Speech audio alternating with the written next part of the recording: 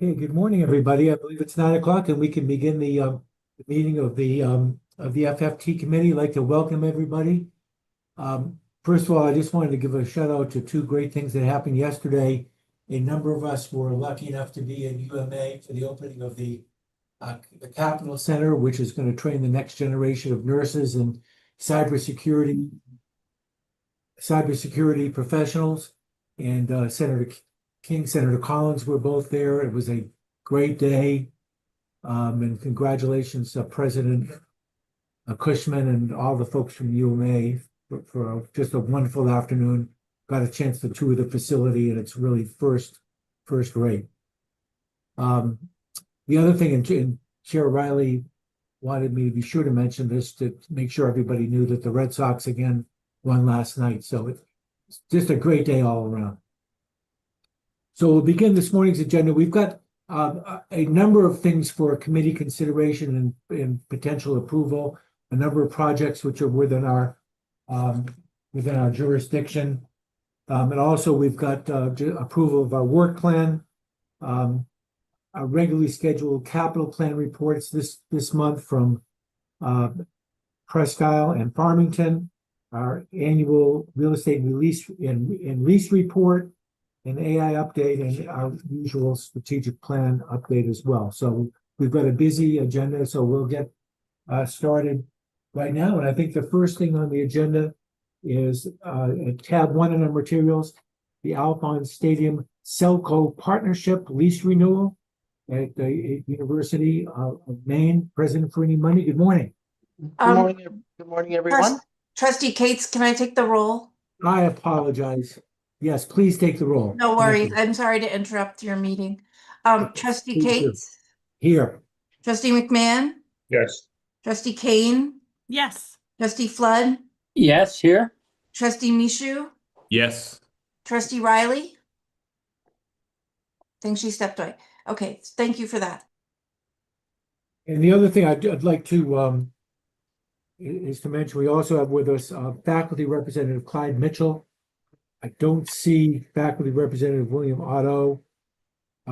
Student Representative Tristan Mitchell. I don't see Tristan either, but if they come, they're welcome as well for this morning. So thank you. Again, President Farini Money, sorry to interrupt.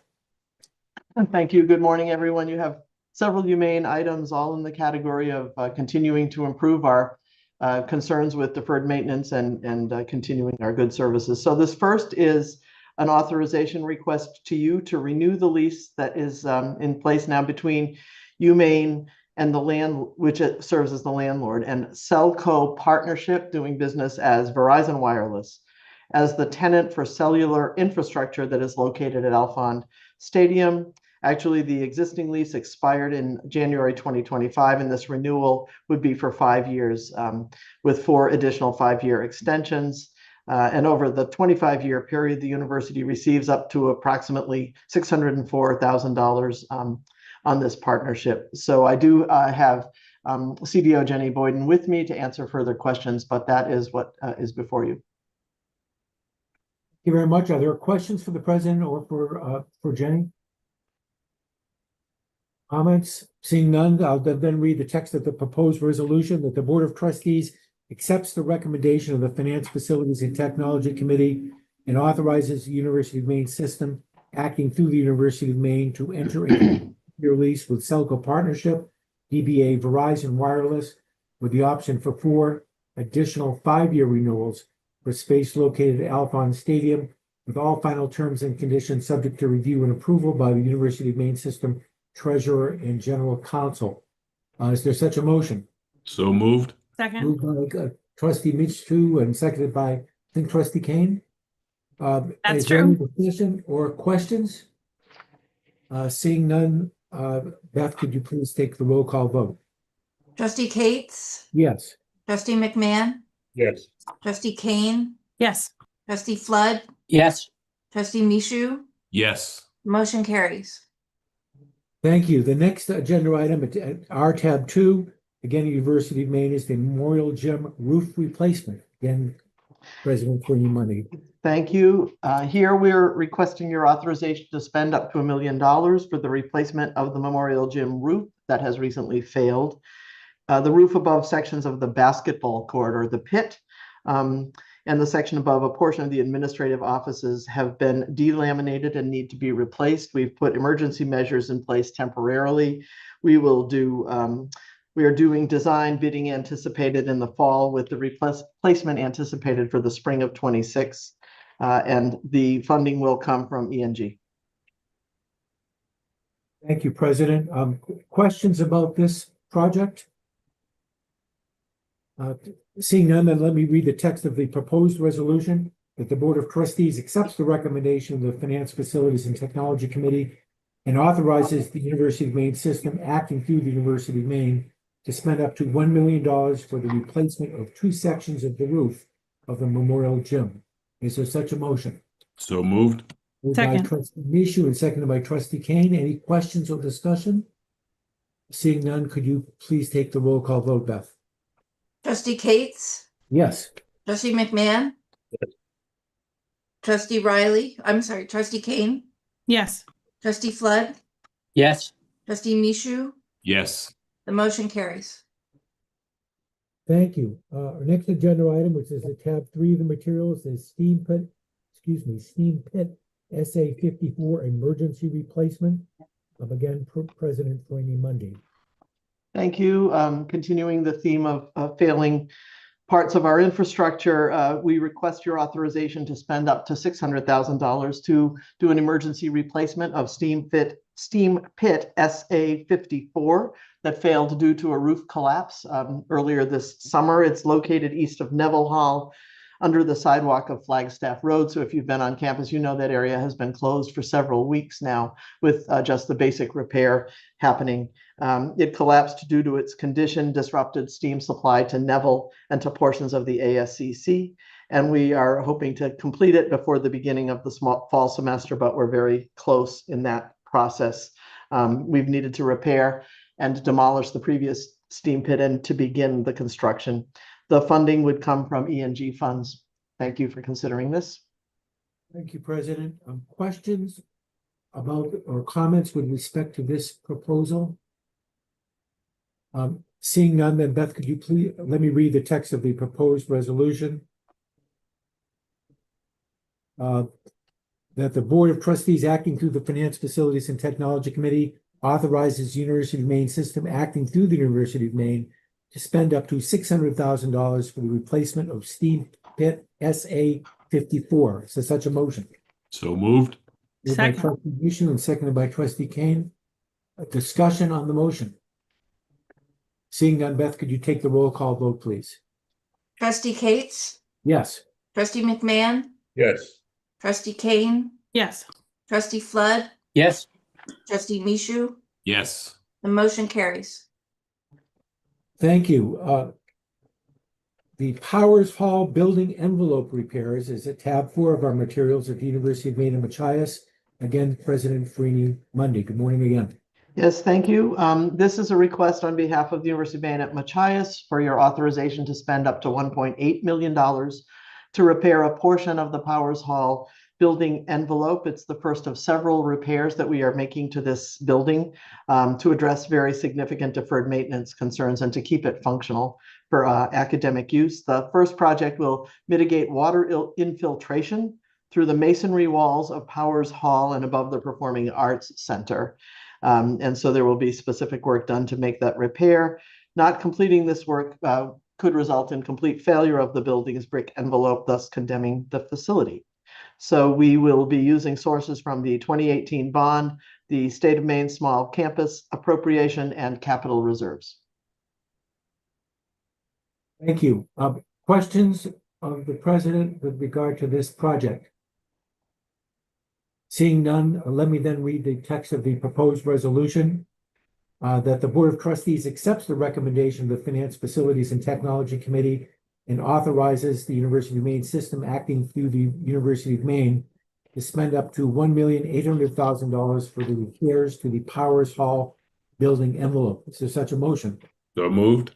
Moved by Second. Trustee Mishu and seconded by Trustee Kane. Is there discussion on the motion? Seeing none, Beth, could you please take the roll call vote? Trustee Cates, Yes. trustee McMahon, Yes. Trustee Kane, Yes. trustee Flood, Yes. trustee Mishu, Yes. the motion carries. Thank you. Our next agenda item, which is at tab 5 of our materials, is the Dorwood Hall deck removal, again at University of Maine at Machias. President Free Monday. Thank you, trustee. Here, what we are doing is requesting your authorization to spend up to $850,000 for the emergency removal of the concrete deck on Dorward Hall, which during a recent inspection was found to have separated or to be separating from the building due to continued water infiltration of the brick and concrete deck. We've explored many options for repair, including replacement or removal, but due to its condition, the high cost of repairs, and the lack of use, we've deemed removal to be the most appropriate approach. Funding will come from the State of Maine Small Campus Appropriation. Thank you. Thank you. Questions of the president on this project? Let me ask, because this is one of several in which at least part of the funding source is the small campus appropriation. Could you remind us what that is and its genesis? Thank you. So as I was preparing for this, I was running down the hall to try to find out precisely what that is.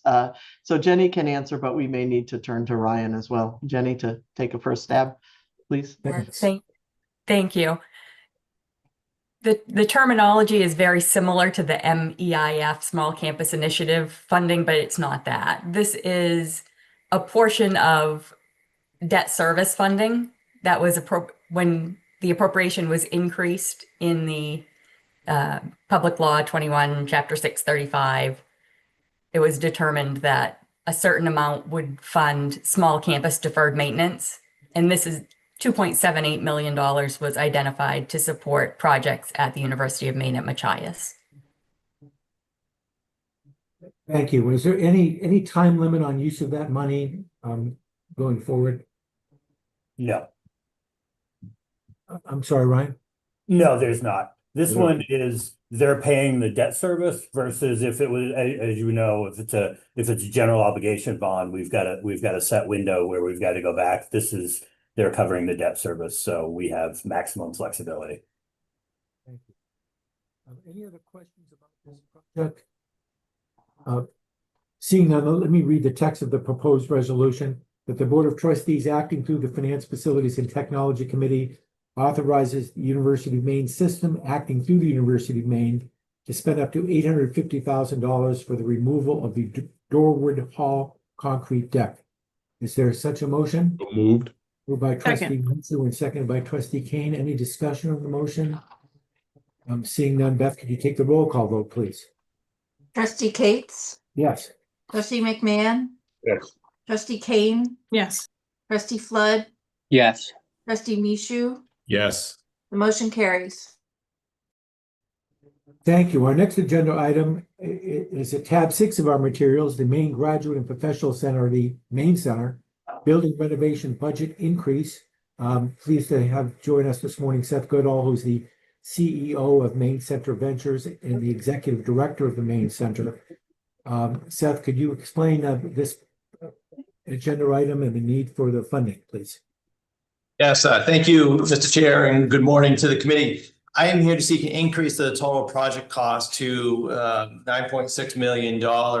And just as reflection on prior governance steps, I was in front of you in March to seek approval up to $8.5 million. The good news here is that we've had additional philanthropy that we acquired and identified through our Maine Center Venture channels, as well as unspent philanthropy and other funds that was allowed us to invest in the building. In addition to that, we also have some unspent funds from FY25, as well as pledged commitments of approximately $300,000. So in order to have proper governance and your approval, we wanted to increase the total project amount up to $9.6 million. That is why we are here today. It's very important that I recognize that the existing source of funds comes from the $2.4 million that we secured from the U.S. Small Business Administration, thanks to the leadership of the Maine delegation. Specific thanks to Senator Collins and King, as well as the capital improvement funds under the leadership of Governor Mills in the Maine legislature. And we will be moving forward on the renovations, hopefully commencing in late to early November timeframe.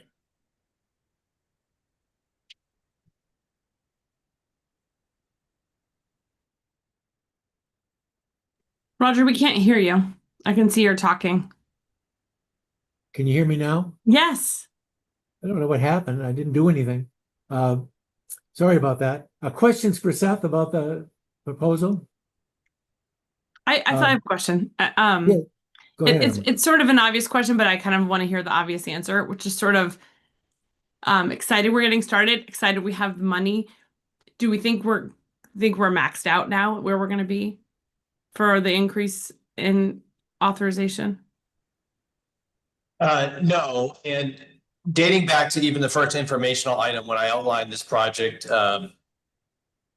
Trustee Kane, this is going to be multiple steps over multiple years. Yeah. So the good news is that this renovation phase will nearly open all of 7 Custom House Street. We do have other commitments to the Alphon grant under UMS Transforms to raise nearly 9 million plus, and specifically for the building to bring together the full vision of the main center. I want to remind everyone that the total building will be over 100,000 square feet, and the renovation and total project cost for both buildings, once you combine them, will be significantly less than a new building. So this is going to be a multi-year phase project. So we will be back in front of you as we raise additional funds through philanthropy, and we have a whole process in place through the support of our respective foundations and the support of our presidents. So that's a quick answer, Trustee, but happy to provide additional. No, it's exactly the answer I was expecting. I just think it's good. It's a good reminder. So thank you. You're welcome. Thanks. Other questions? Seeing none, let me then read the text of the proposed resolution that the Board of Trustees accepts the recommendation of the Facilities, Finance, and Technology Committee and authorizes the University of Maine system acting through the Maine Center to spend up to $9.6 million for renovations and capital improvements at the Maine Center in Portland, Maine. Is there such a motion? So moved. Moved by Second. Trustee Michu and seconded by Trustee Kane. A discussion on the motion? Hearing none. Beth, could you take the roll call vote, please? Trustee Cates, Yes. trustee McMahon, Yes. trustee Kane, Yes. trustee Flood, Yes. trustee Mishu, Yes. motion carries. Thank you. The next agenda item also relates to the Maine Center, or what hopefully will soon be formally known as the Maine Center. This is a request to rename the Maine Graduate and Professional Center. Again, Seth is here with us to describe this and the reason for this requested change. Seth?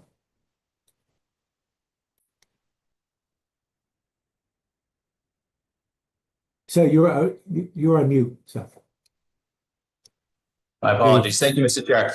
We're here today to seek the approval of and the recommendation of FFT and ultimately the Board of Trustees in September to rename the Maine Center buildings, the Alphon Exchange. Beginning last September, we engaged stakeholder process led by the Maine Center and importantly Blaze Partners, our marketing firm, and we received significant input and really looking to create a name that distinguished ourselves, but importantly captured the breadth of all of our activities in addition to the great graduate programs that we have here. After significant consideration and working with all our stakeholders, including the endorsement of the name from the Alphon Foundation, we are very pleased to be putting forth the recommendation of naming the buildings the Alphon Exchange. Importantly, I just want to note that in a parallel process that does not require Board of Trustees approval, the program will change as well to Alphon Exchange. That is an internal approval process, but I just wanted to make sure that I made everyone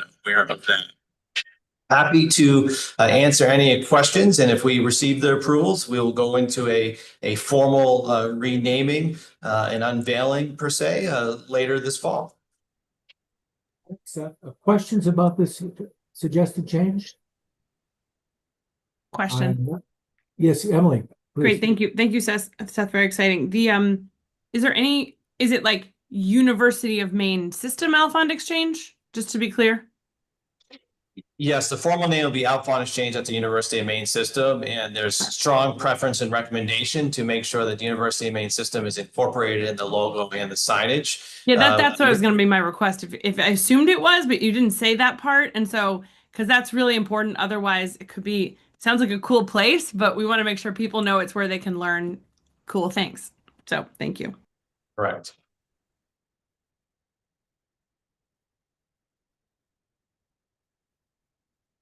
Roger, we lost you again.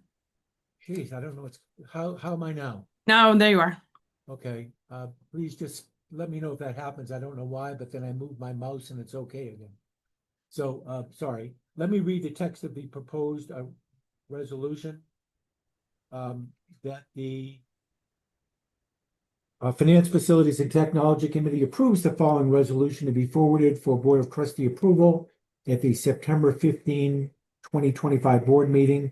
That the Board of Trustees accepts the recommendation of the Finance, Facilities and Technology Committee, including an exception to the UMS Board of Trustees Policy Section 803 to allow the Maine Center Executive Director to make the formal renaming request and authorizes the renaming of the Maine Center as the Alphon Exchange. Is there such a motion? So moved. Moved by Second. Trustee Michu and seconded by Trustee Kane. Any discussion on the motion? Seeing none, could you please take the roll call vote? Trustee Cates, Yes. trustee McMahon, Yes. trustee Kane, Yes. trustee Flood, Yes. trustee Mishu. Yes. The motion carries. Thank you. Seth, thanks for being with us this morning. Welcome to stay with us if you want, but I think that's all of your items. All right. Okay, thank you. So we'll move on then to the next agenda item, which is at tab 8, the Abramson Center Air Handler Replacement. And good morning, President Edmondson. Good morning, Trustee Cates. Good morning, everyone. We are seeking authorization to spend up to $780,000 to purchase and install a new air handler for the Abramson Center located on the Portland campus. I'll turn it to our Vice President for Finance and Administration and CDO, Justin Swift, to add a few more details. Thank you, President. The air handler in the Abramson Center is original to the building. It's just over 20 years old. It has been having some issues in recent years and has come to the point where it does need to be replaced. And so, as the President mentioned, we are seeking authorization for up to $780,000 to replace the air handler. This will come out of our E&G funds. Thank you. Thank you. Questions for the President or for Justin about this proposal? I'm not seeing any, so let me read the text of the proposed resolution. That the Board of Trustees acting through the Finance, Facilities and Technology Committee authorizes the University of Maine System acting through the University of Southern Maine to expend up to $780,000 to replace the air handler in Abramson Center located on the Portland campus. So such a motion? So moved. Moved by Second. Trustee Michu and seconded by Trustee Kane. Is there any discussion on the motion? I'm seeing none. Beth, could you take the roll call vote, please? Trustee Cates, Yes. trustee McMahon, Yes. trustee Kane, Yes. trustee Flood, Yes. trustee Mishu. Yes. The motion carries. Thank you. Staying at the University of Southern Maine, the next agenda item, which is at our tab 9 of our materials, a request for Bailey Hall facade replacement project. Again, President Edmondson, good morning. Good morning, yes. And so we are seeking authorization to expend funds over a 10-year period to update the facade and the HVAC on Bailey Hall, which is the largest academic building on the Gorham campus. And I'll turn it over to Justin again for more details. Thank you.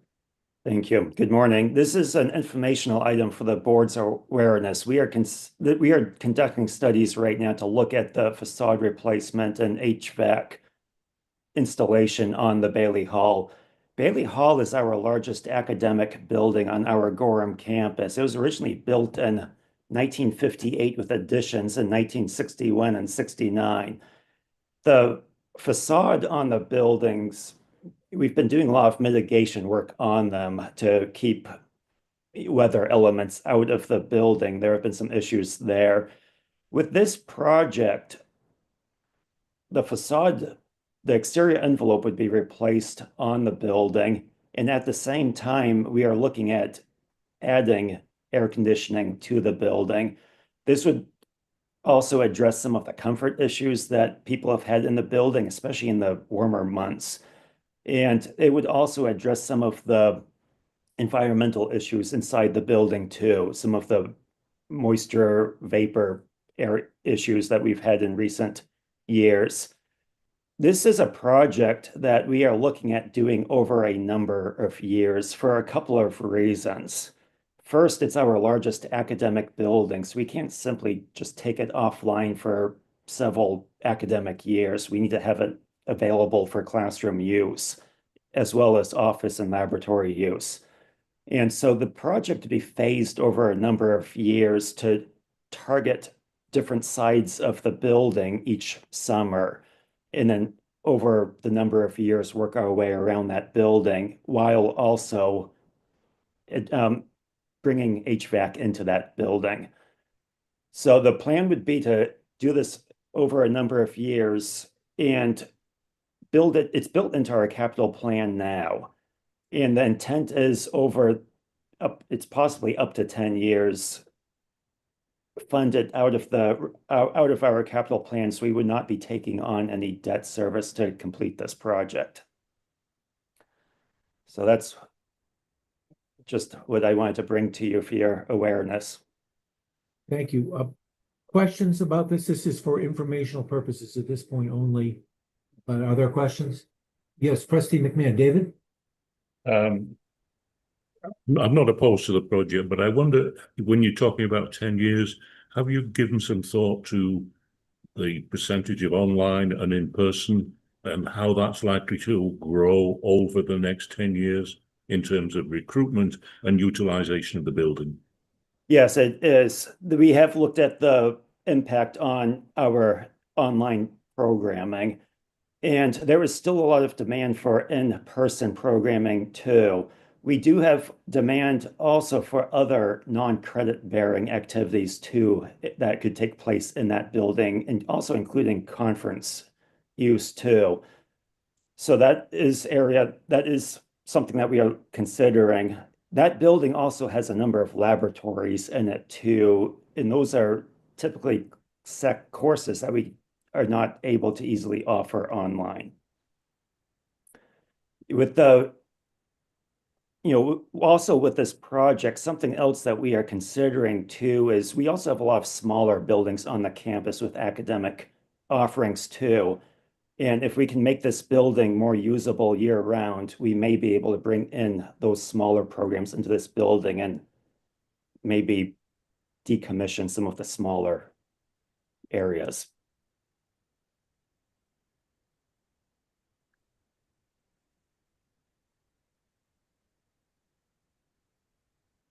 Pat, Bud? Trustee Um, Bud? Thank you. I was just more curious than anything.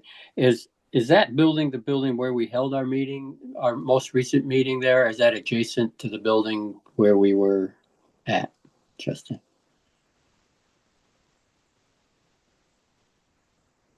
I believe the executive session was in Bailey Hall back in January. Yeah. No, it was actually, it was in the dining facility. Okay, we were not in that building, President Edmiston? No, I believe we were in the Brooks Dining facility. Brooks Dining. On- Okay, in the just evening. curious. Thank you. We have started, I'm trying to remember now, I think we may have started in Bailey Hall and then walked over to Brooks, if I recall correctly. Yeah, I kind of Well- thought there was like a library section and so That's forth. Okay, right. thank you. Yeah, I'm Appreciate it. sorry. That's correct. There was it feels like a long time ago now, but yes, you're right. But our library is in that facility. Our environmental science and policy program is there. Our teacher education programs are there. And there are a number of other offerings that come through, like geography and anthropology and other programs. So there, as Justin said, there are labs and other facilities that are used broadly by the university in that building. Thank you. Thanks. Other questions? Justin, just a couple if I could. First of all, I think you made references to this, but is this on the 1 year and or 5-year capital plan? It is, yes. Okay, I guess we don't have a 10-year capital plan, but could you talk a little bit more about how this might impact the ability to stop using some smaller academic buildings as we transition to more online education? Yeah, online education too, and some of the smaller, we have a lot of white houses on the campus too. And if we can make this building more comfortable and more usable year round, we may be able to bring in some of those offices, some of those programs into Bailey Hall.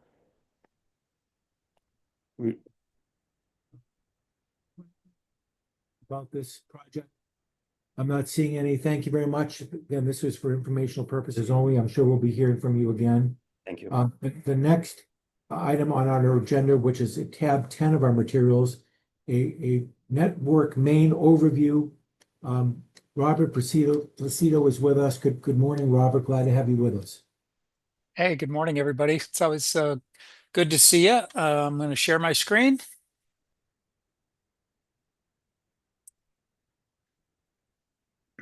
You see that okay, Chair? Yeah. Okay, perfect. Thank you for the opportunity to speak with you today. My goal over the next 20 minutes or so is to give you a clear picture of Network Maine. We've mentioned it a few times, and it seems sort of this nebulous thing sticking out from the University of Maine system. So we'll dive into it a little bit today. So I'll talk about what it is, how it fits in the University of Maine system, and most importantly, the immense strategic value it delivers to both the university and the entire state. I'll also update you on two important developments, one concerning federal funding that we rely on, and second, much more exciting, is a major win we've secured to dramatically improve our cybersecurity of Maine's educational infrastructure. And then when I'm done, my colleague Kim Tran is going to give you some more good news. Always nice to have some good things to talk about. So what is Network Maine? A simplest way to think about it is a digital highway system for education and research in Maine. We build and manage a high-speed, reliable internet connection that are just as critical to modern education as our physical roads and bridges are to our economy. Now, what's unique about Network Maine is that it has three-part mission. It's formally a unit within the University of Maine system, and it serves three distinct vital functions. The first mission is, and most fundamentally, Network Maine is the team that builds and runs the digital foundation for all 7 of our university campuses. When a student in a resident hall connects to Wi-Fi, when a faculty member makes a phone call, when a staff accesses critical systems, it's Network Maine infrastructure that makes all that possible. This includes campus networks, managing the wired and wireless internet across all locations, and in between those locations, which is even more challenging. Telecommunications, our phone system, which has 10,000 devices across the state. Network security, providing the first line of defense to protect our university's digital assets from threats. And this is our core responsibility to the University of Maine system. It's essential everyday work that ensures our campuses can operate effectively and securely.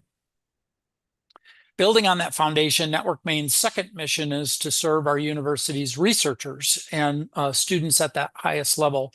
It does this by operating what we call MaineREN, the Maine Research and Education Network. Think of MaineREN as our own private multi-lane high-speed expressway.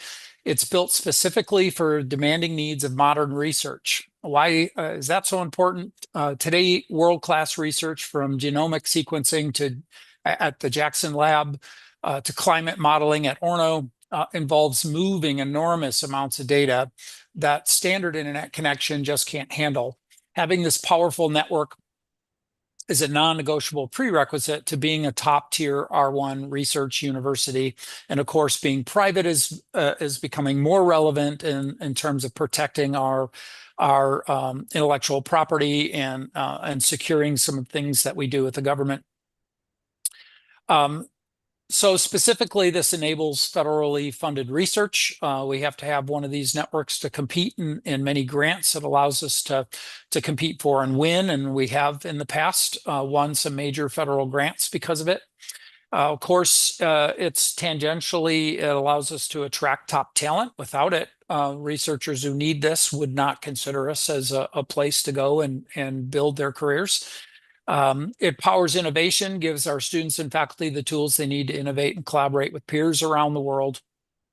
This part of Network Maine's mission directly fuels our university's academic and research goals.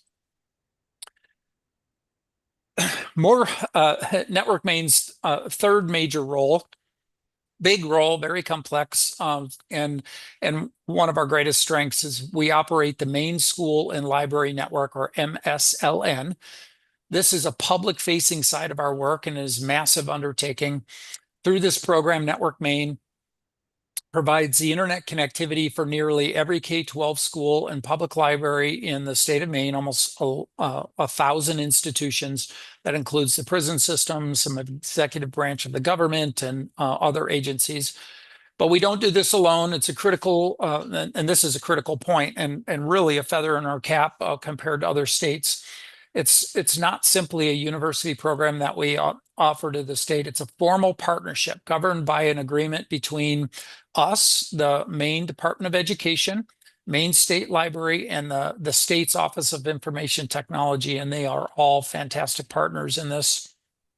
This partnership is governed by a council of the groups I just mentioned. The university has a prominent seat at the table. We don't have unilateral control, of course, and that structure is a tremendous strength. Here's how the partnership benefits the University of Maine system specifically. First, it fulfills our public mission of service. It's one of the most visible, impactful ways that the University of Maine system serves the entire state, builds incredible goodwill in communities from Fort Kent to Kittery. It unlocks dedicated funding. This collaborative structure is precisely what allows us to access funding streams that the university could not tap on its own. It's a significant portion of the funding that comes from state fund overseen by the Maine Public Utilities Commission and from a federal program called E-Rate. This model allows us to operate a world-class statewide network without bearing the full financial burden. The structure is a brilliant symbiotic relationship. The university provides the technical expertise and operational excellence. In return, our role as a trusted operator of this vital public service enhances our reputation and provides a stable platform for our research network to thrive. Of course, we serve an even broader mission as a part of this network by being a partner in QUILT.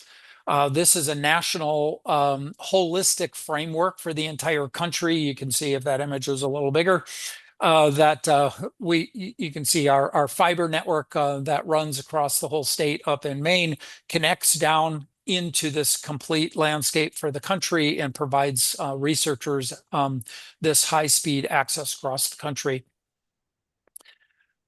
So important issue number one, of the two issues I want to talk to you about today is we receive a large amount, as I mentioned earlier, of funding from the federal government through an E-Rate program.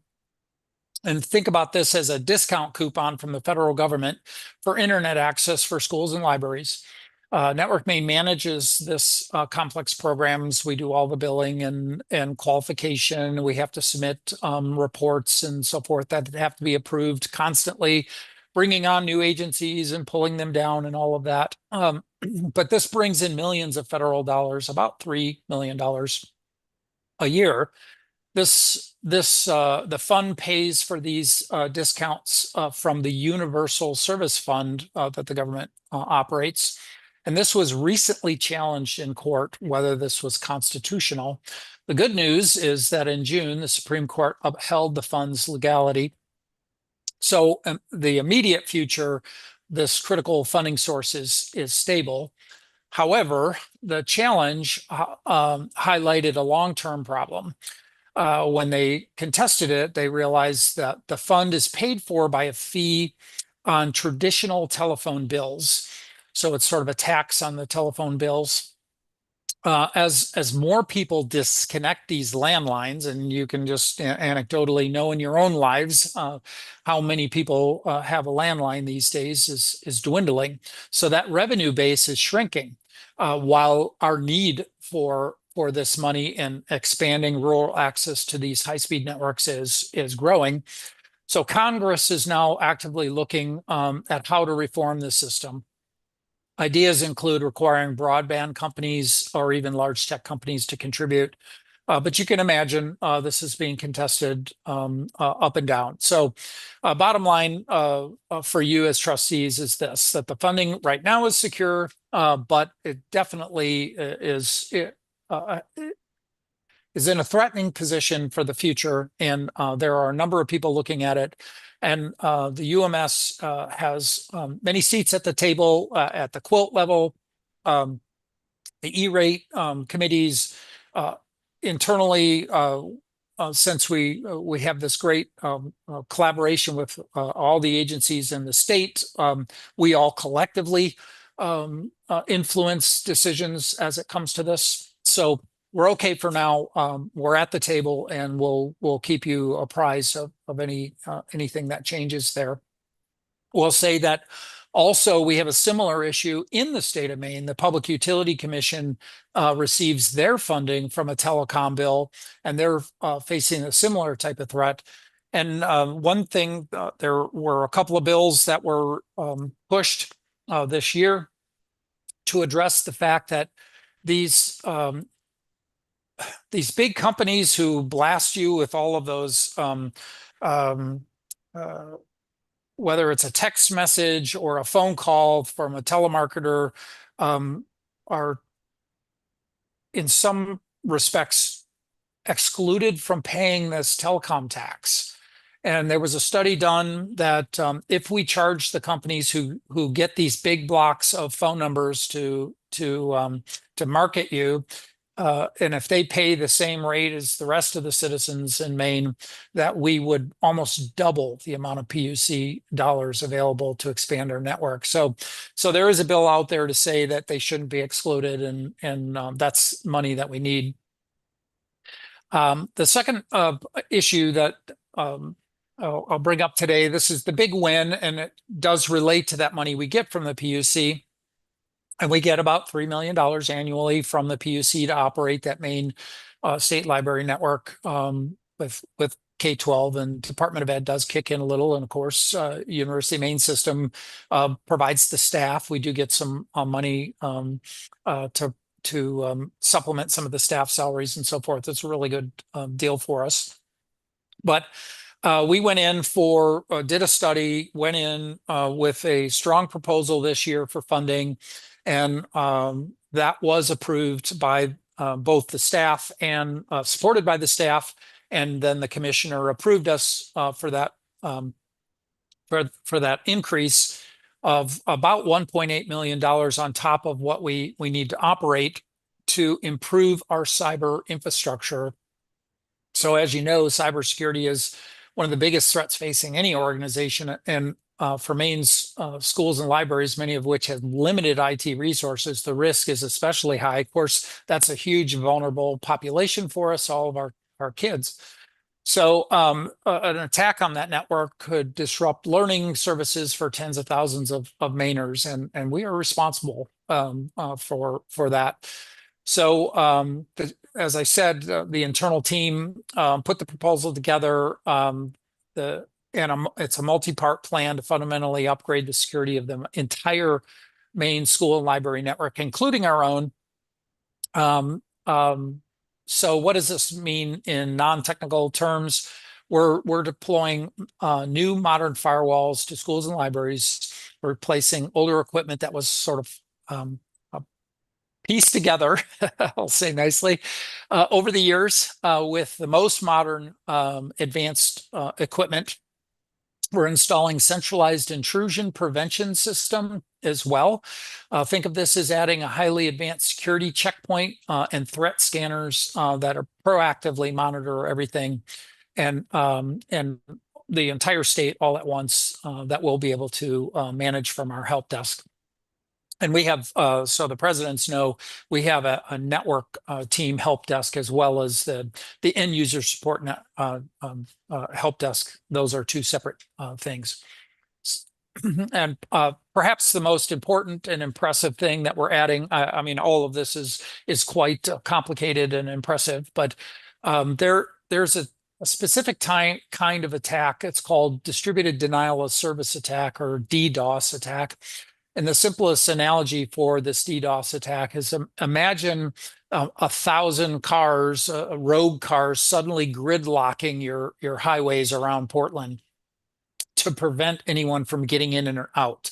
So they just artificially put, a bunch of cars on the road, and now nobody can use the road. And that's what happens to our networks.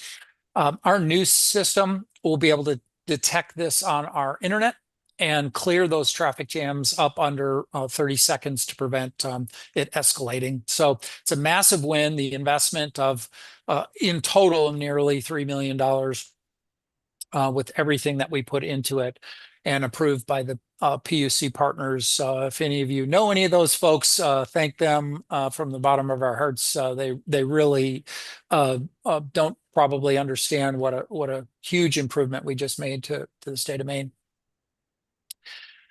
So in summary, just some takeaways. I went through all this pretty quickly. I did feel it was important that you all understood, what a great service we're doing with Network Maine. It's a core strategic asset with powerful three-part mission. It provides a foundational network, fuels our R1 research, fulfills our public service mandate across the state. Our unique partnership model is a major strength. It ensures broad support and unlocks dedicated funding that benefits the university and the state and the libraries and K-12. It's really a great partnership. And finally, through our leadership, we have secured that great new win with cybersecurity. So happy to answer questions. And if not, I'm going to pass it over to Kim to talk to you about one other wonderful thing that we do. Yes, sir. Mike, let's go ahead. Yeah. Thank you very much. Really appreciate the update on this. How does the University of Maine system view the role of a tower-based infrastructure alongside, Maine RENs for, fiber backbone? And could the tower complement what the system's goals are for serving rural schools, libraries, or research needs? Could you describe what you mean by tower? Are you talking about wireless or? Wireless towers. If you look at, fiber, I mean, if you have a storm or whatever, or something happens, how could a tower system infrastructure actually work alongside of a Maine REN fiber backbone? Actually, two things we're exploring. One, there were potentially some new federal changes to private cell carriers that we would be able to enjoy. So we're keeping our eye on that. If those laws go into effect, we might expand our footprint there. Otherwise, we just leverage the cell carrier service, and we do have ways to integrate that in an emergency situation. But the other really exciting thing that we kicked off this year, whether your opinions on the company or not, we did get in Starlink. We think that is another really interesting avenue for particularly emergency and the most rural centers. We have these sites that we just can't get fiber to, and it provides us an opportunity. So if you don't know what Starlink is, it's satellite-based internet that's actually pretty high speed. In fact, we couldn't get our, and we use a lot of partners across the state, third-party vendors that do our fiber for us. Getting into the Capitol Center, there were some delays there, and getting that fiber in, we did just get it in, but we didn't think we would make it, so we stood up that Starlink, and we had that ready immediately, and now we can take that offline and put the fiber in. But anywhere we have that sort of immediate need, now we can move that Starlink device around the state. So we're looking at both of those. Probably would expand our cell, although it's not as high speed as we need at scale. When you have 10,000 people, using it, it's decent. But and as you know, you use your cell phone. I see you all connect via Zoom on your cell phones. But the Starlink is really something that we're all looking at, and Quilt in particular is looking at trying to get us better rates nationally if we all bought collectively. So. Now, Thanks.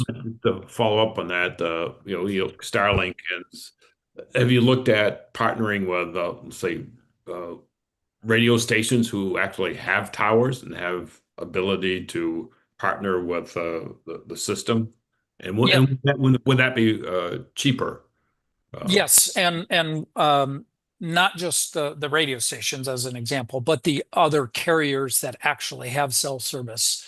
And instead of having our own private, but just to have connection points, particularly in an emergency situation where we can divert traffic across those cell networks. So we do have all of those arrangements.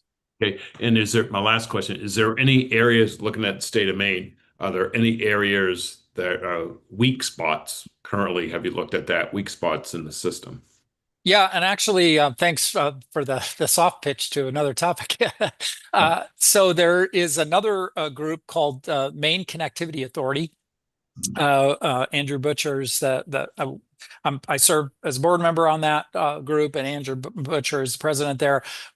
Excellent group. They serve sort of what we do on Network Maine for the public side, and their mission is to get access out into rural areas of the state to digital equity, to try and get everybody access so they can get telehealth up at their farm and that kind of thing. And one of the areas that we all recognize as a weakness is going up towards the Canadian border, past Farmington, and we're calling that route MooseNet. So there's a big project underway there. So if you split the state sort of at the middle and go up from a straight north from Augusta up to that Canadian border checkpoint, really a challenge to get those schools up there served. And in fact, Farmington only has one real high-speed fiber connection. So our hope in partnering with this group and pledging some in-kind services that we'll be able to leverage that new MooseNet path, and that would provide us redundant paths to Farmington specifically, but on the MSLN side, all of those schools getting better access up that way. So that's, we have it's called a ring, but if you looked at the main image, you'll notice that we go sort of to Holton is one point. So we go up the corridor, the highway corridor, go to Holton, we go up to Presque Isle, and then we go up to Fort Kent, and then we come back down the other almost mid through the state. That I can't remember the other highway there. But that provides us back and forth. So if any place in that route was cut, we can go the other direction. So we have a nice ring around the state. Think of it as sort of a highway around a city, so we can divert traffic. Okay, great. Thank you. Emily. Thank you. I remember when this program was started. I think it was 2009. Is that when it was started? I was the chair of the Appropriations Committee, and I remember getting briefed on the investments, and it only went basically Portland to Orono and then hung over to Jackson Lab. And so it's pretty cool to see the expanded map for Network Maine and see how it's grown and connecting even more things and places and people and educational institutions, which was always the point. So I just wanted to offer that perspective and kudos. Yeah, thank you for initiating this. Your partner. Oh, it definitely was not my idea. 100% not my idea. Definitely wish it had been, but I will say I remember the presentation because it was a very big deal, particularly to move research data, but at the same time leverage connectivity to local educational institutions, libraries. Yeah, and like I said, we're looking for more partnership with MCA. Nick is the CIO at the state, and he's a wonderful partner. We're looking to expand there. The road commission trying to get traffic lights out across the state. They have to put fiber everywhere, and so we're looking for expansion. And it's so interesting in Maine. We've got so many unique things. We have to get fiber out to islands. That's quite the challenge. Yes, Trish, or Robert, I've listened to so many of these presentations, and that was without question the clearest and most precise. It was terrific. Thank you very, very much. oh, you're welcome. But I'm scared, that big map that you showed. Can you tell us a little bit more about the cybersecurity upgrades, the timing for those, and how we do a risk analysis and protect ourselves against the worst kind of possible cybersecurity attacks? Yeah, well, in terms of the analysis, it took the team and I about 8 months. The group is doing the best they could with the dollars they had. So I don't want to be critical at all. They basically built sort of a homegrown firewall system that did okay, but that was just one thing that I said we're not going to skimp on. We're at least going to go to the PUC to explain the threat, to talk about what best of breed, Cisco devices, the newest intrusion detection, and frankly, we had to do it fast because AI is accelerating these threats. I mean, it is just absolutely crazy. We are attacked constantly all day long. It's amazing our networks stay up. The other thing, and I didn't put it in the slide because there's a lot of detail, but we also didn't have the services, the level of services that these K-12 and libraries, they might have one person who sort of knows IT, and they can't manage a firewall. They don't know how to set it up. And so just buying the equipment wasn't enough. We actually expanded our staff at the network center, funded by PUC, so that these folks, we will set their systems up for them. We will actively monitor their systems. We also have a way to distribute the control if the school is big enough and they want to, isolate themselves because there's so much, it's a control issue in the state of Maine with K-12. They want to be independent. And so we have a model where they can manage their own and then just ask us for help when they need it. So we did, elevate the staff side. We did elevate the firewall side, but we also were trying to pre-plan. There were 2 times that across the country, the impetus was that we really want to control every bit of digital content that's going to K-12, and rightly so. You don't want kids, getting in an elementary school, going on to a browser and going to porn or things like that.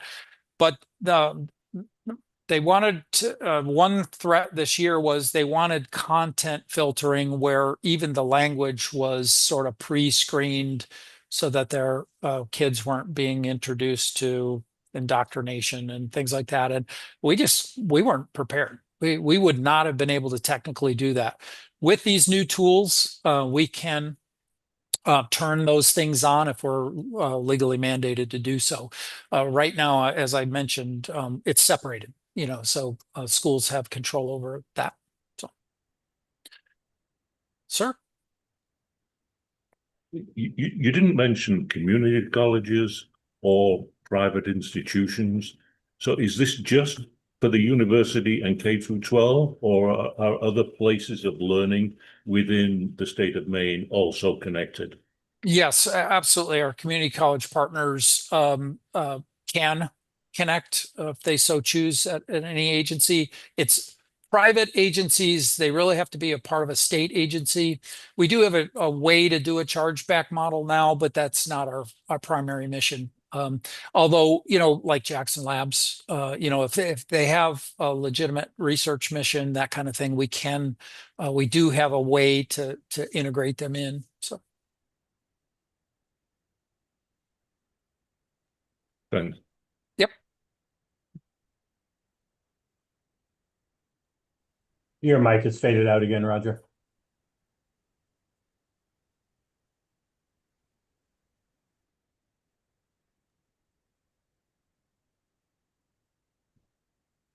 Nothing yet.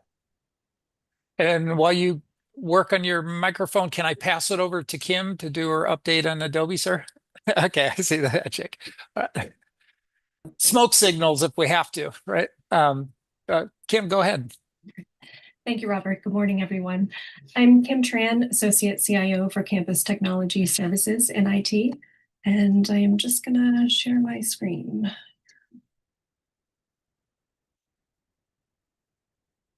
Is everyone able to see that? Great. All right. As Robert shared, I'm here to announce. Can you hit F5 so it's full screen? Because what you're showing the chat as well. Does that work? No, you might have to stop. Are you okay, Ryan? I saw you did your thumbs up. But... Oh. I was seeing her full screen on my end. Oh, okay. Sorry, it might have been mine. Apologize. Oh, there we go. All right. Thanks. Better now? Okay, great. Okay. As Robert shared, I'm here to announce some exciting news about our new enterprise software agreement with Adobe. Just back up here just one moment. And the most important takeaway from this update is that we've successfully secured a unified agreement for the University of Maine system, which provides significant value at a lower cost compared to our previous fragmented Adobe contracts.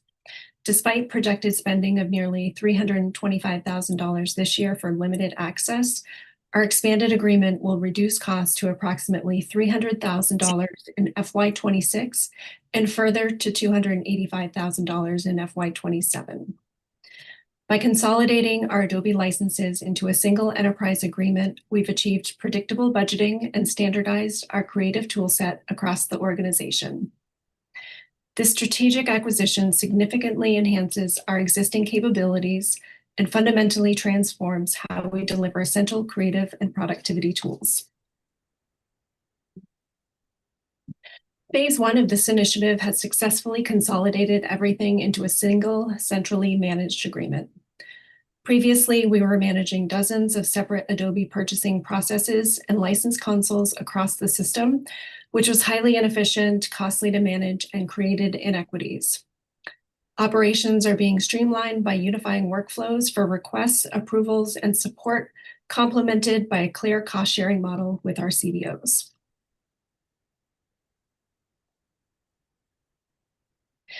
Beginning at the end of September, this new agreement dramatically expands who has access. For all employees, they will have full access to Adobe Acrobat Pro and Adobe Express, boosting productivity and document security system-wide. For those unfamiliar with Adobe Express, it's an easy-to-use, all-in-one platform for creating a wide range of visual content, including reports, videos, and web pages using templates and generative AI, all helping to build crucial digital storytelling and creative thinking skills for academic and career success. In addition, we doubled the number of Creative Cloud licenses to employees, which includes products such as Photoshop, Illustrator, and more.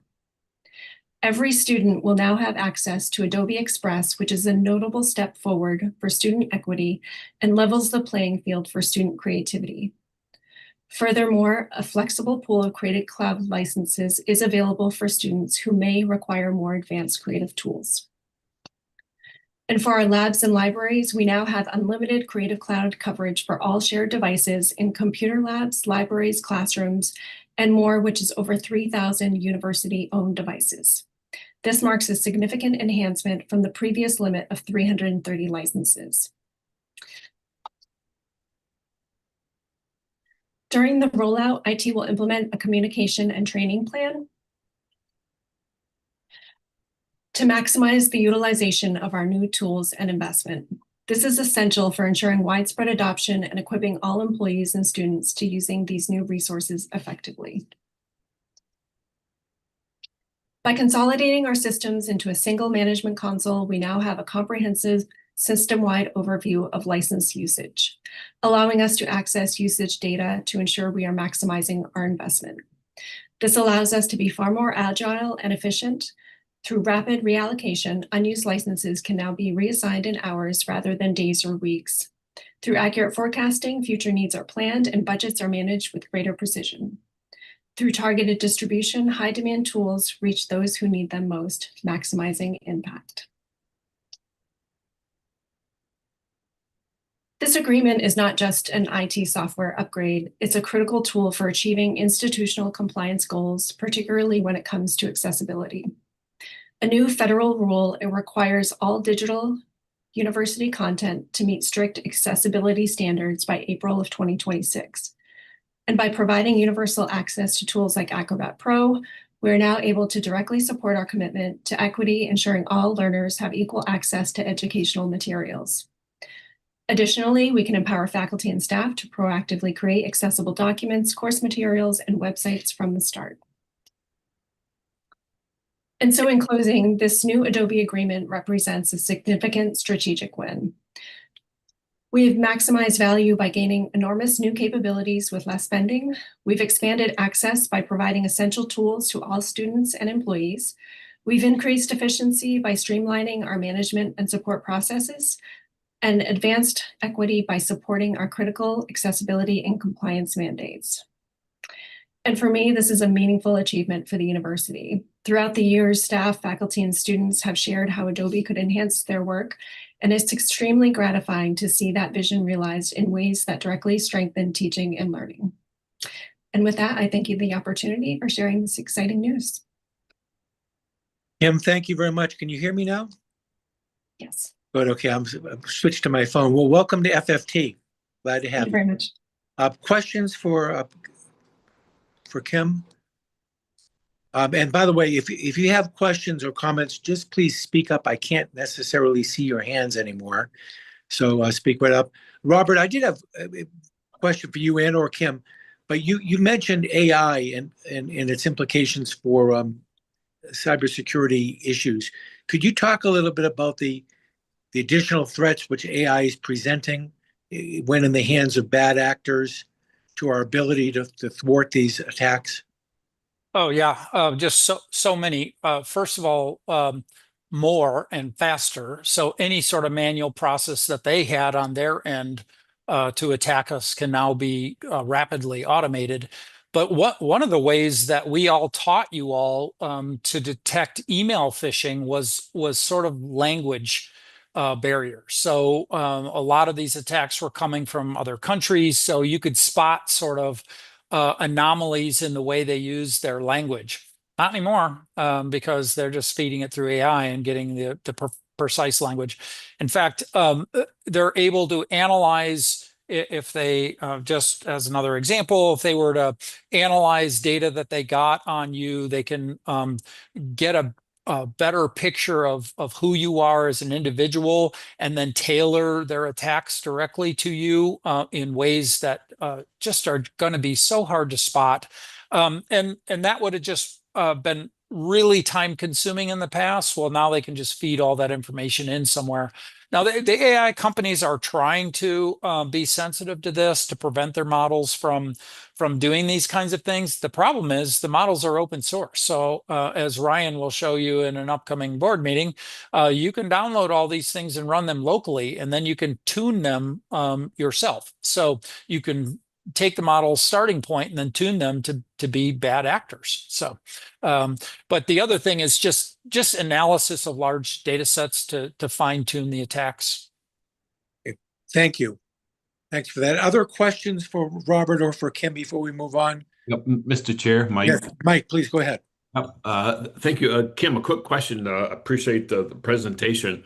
When you look at saving money doing it system-wide, have you reached out to the community college system, see if they do the same thing? And if so, is there a way we can actually even save more if we work collaboratively with the main community college system? I don't know specifically about the community college in Adobe. Robert, perhaps you have some word. Well, we sort of tangentially, we did not reach out to our friends there for this particular purchase, but we're buying off a commodity contract already that gets group discount because it's already a pre-bid commodity contract. Okay, thank you. Thank you. Other questions? Hearing none or seeing none. Again, thank you for your presentation. We'll move on now to our tab 12, which is presentation of the proposed FFT committee work plan for FY26. And Ryan Lowe is here to describe that and answer any questions. Thank you, Mr. Chair. We've got a copy, yes. Sharing a copy of the FY26 work plan.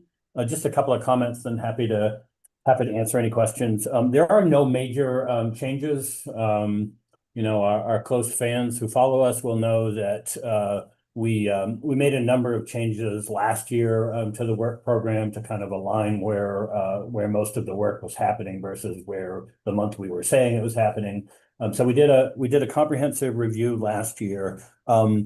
I'll note a few of the changes that we did make. We moved, as I said, one or two updates to the actual window where they typically have occurred, and so you know, we had done the MYFA in July for a couple of years. Found it didn't really work, and it kind of made more sense to move it to our September meeting, but our work plan hadn't caught up with that, even though we've done that for the last couple of years. And so you'll see that change reflected here as well. We also had a couple of items that we've consistently had on our work plan going back more than a decade, but we've never done the updated FFT. And so, for instance, we do the MEIF report each year with the University of Maine. I do a budget forecast at quarterly for the Board of Trustees. Both of those were referenced in the FFT document, even though they actually occur at BOT. So we did a little bit of cleaning up there. The last comment I'd make about the agenda is that, or excuse me, about the work plan, is we consistently note that we try to have a deep dive into a topic at each one of these meetings. This was an idea that the chair and I talked about a couple of years ago. The reality, and it's a good problem to have, is that we have so many action items now that those are difficult to fit in. We're doing, as today was a great example, we started off with 7 or 8 deferred maintenance issues, and in the previous meetings we've gone even longer than that. So we do want to get back to that. We do want to work those into the agenda, and I specifically wanted to call out the demolition strategy. But this was a great agenda to bring this one up because it's really come full circle. We started this conversation around demolition with our trustees, about 10 years ago, in a similar way that we started the conversation today, which was talking about building facades crumbling at the Machias campus, and the need to respond really, really quickly, and the need to get ahead of that a little bit more. So it was fascinating that we started off tab 4 today there. So we're going to talk a little bit more about demolition at the September board meeting, but we also want to put that into upcoming agendas at FFT as well. So I wanted to note that. So with that, I think I'll stop there, and Mr. Chair, I'm happy to answer any questions or any other place you want to go on this one.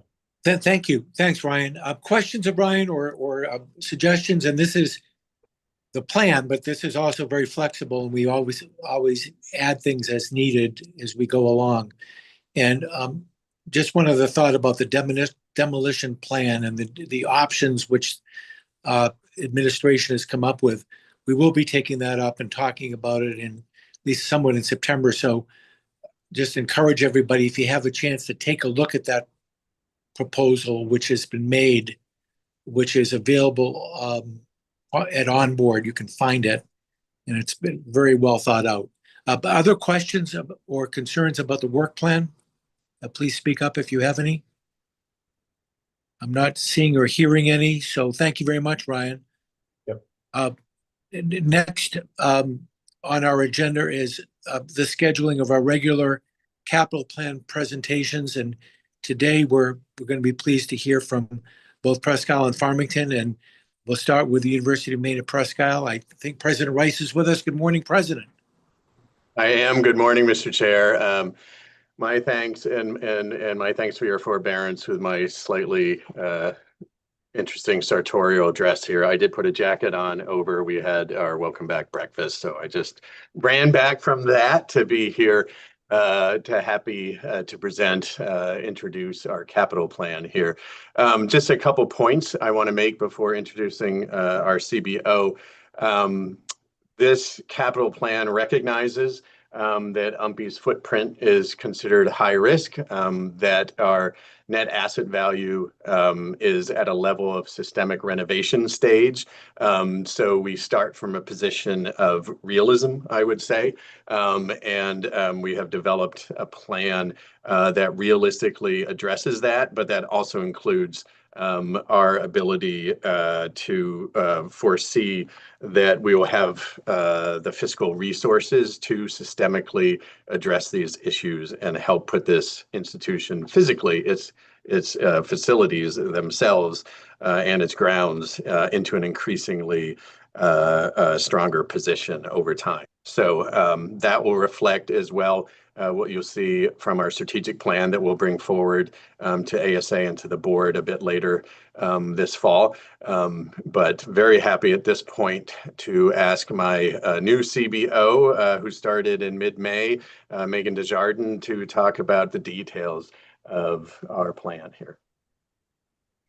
Good morning, and thank you for having me today. Welcome to FFT. Thank you. Just double checking before I start my presentation. Can everybody see the screen? All right, wonderful. So thank you for having me. This is UMPE's capital plan presentation. As it's switching, sorry.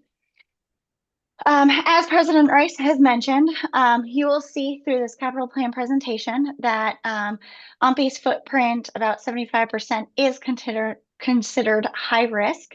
However, within our capital plan, we are addressing all of these, or majority of these projects. They are considered high risk primarily due to our aging infrastructure. Although our NAV places us in the systematic renovation stage.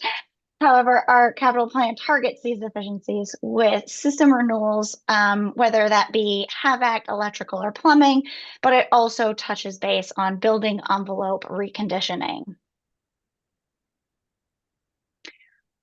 This data provided by Gordian shows over the last decade, our physical space has remained consistent.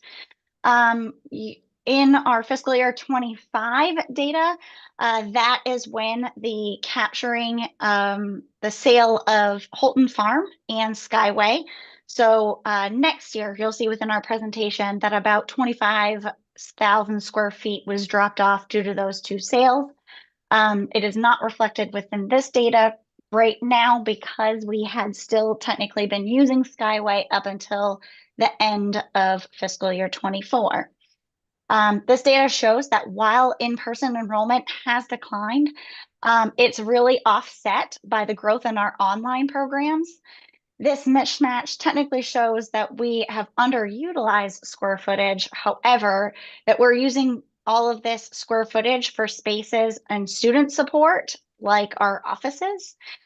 We're currently reevaluating space allocation through our recently reformed UMPE Space Committee to align our campus's footprint with actual enrollment trends and ensuring smarter use of facilities moving forward. This slide, again provided by Gordian, does show that our total enrollment. So on the left-hand side, you will see that the change in enrollment with the dashes does include our Your Pace and online enrollments.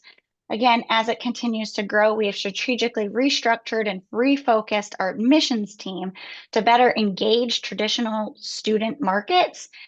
And with the specific goal of increasing student presence on our campus. While we recognize the saturation of our in-state Maine student population, we are encouraged that by a 4% increase in enrollment from international and out-of-state students, a growth trend supported by the data in Tableau, As we work to grow our on-campus student presence, we are intentionally prioritizing the use of existing space for these support services in offices to support our online and your PACE population. Oh, there it is. Our building age profile shows a growing share of facilities in high-risk categories where several systems are past their life cycle end. This results in higher operational risk and more reactive maintenance.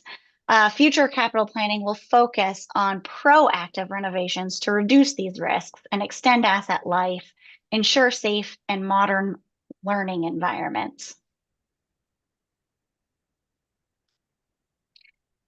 Gordian defines new construction as large-scale renovations where investments exceed 50% of a building's value over a multi-year period. Strategic renovations reset the clock on aging buildings, lowering their risk profile and reducing costly reactive maintenance. Given UMPI's recent focus on achieving fiscal stability, moving from a 1.7 million reliance on budget stabilization funds back in fiscal year 2023 to a $300,000 surplus in fiscal year 2024 and an anticipated surplus of over $1 million in fiscal year 2025, pending, of course, fiscal year end closeout, we have not yet re-entered a true construction phase. However, with this positive financial trajectory, we are now positioned to begin reinvesting in large-scale capital improvements. Our capital plan focuses on targeted updates to move more facilities into low-risk categories.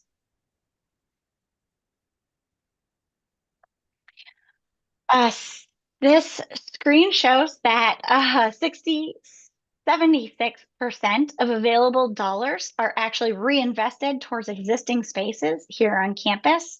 We spend an average of $2.1 million annually on capital projects. This reflects what we have accomplished in the past, which is the strategy to maintain and extend life of what we already have, a trend that continues to grow within our 1 to 5 year capital plan.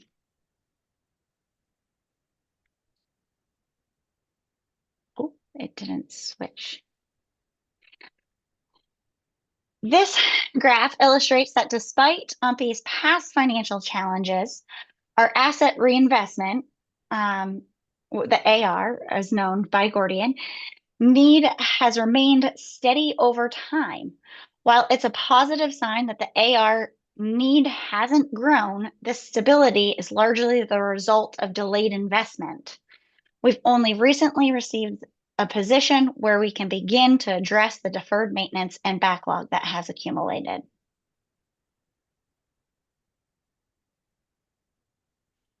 Capital plan overview. Although our ESPC, which stands for Energy Services Performance Contract, has not yet formally been presented to FFT Committee due to the scope and project details still being under active review, we can note that it is within our capital plan. The full fiscal year 26. Oh, I'm sorry, I thought I heard somebody. The full fiscal year 26 capital plan totals about $20.5 million and includes all funding sources from Fund 20, 28, and 18. Major allocations of our fiscal year 26 model includes about $7 million from this ESPC project, which will be presented at a later date. Our athletic turf field of about $6.4 million. Right at the bottom of the hill. Yeah, at the line, you'll see the 95.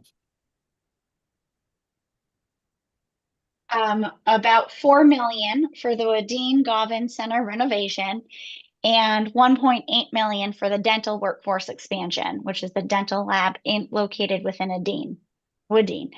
Some of the additional scopes include oil tank removals, which may be absorbed within the ESPC project, as well as things that projects we were able to capture ourselves, which is like the Merriman Hall renovation due to start this spring.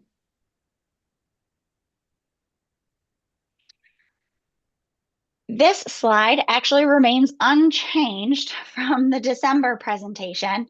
While some of the funding sources have been clarified since then, those updates have not yet been fully reflected in this current revision. Just to point out that some of the debt on the screen is incurred by the ESPC project, and then the CDS, which is the dental project, and then the remaining of the dental project was funded with our surplus from fiscal year 25.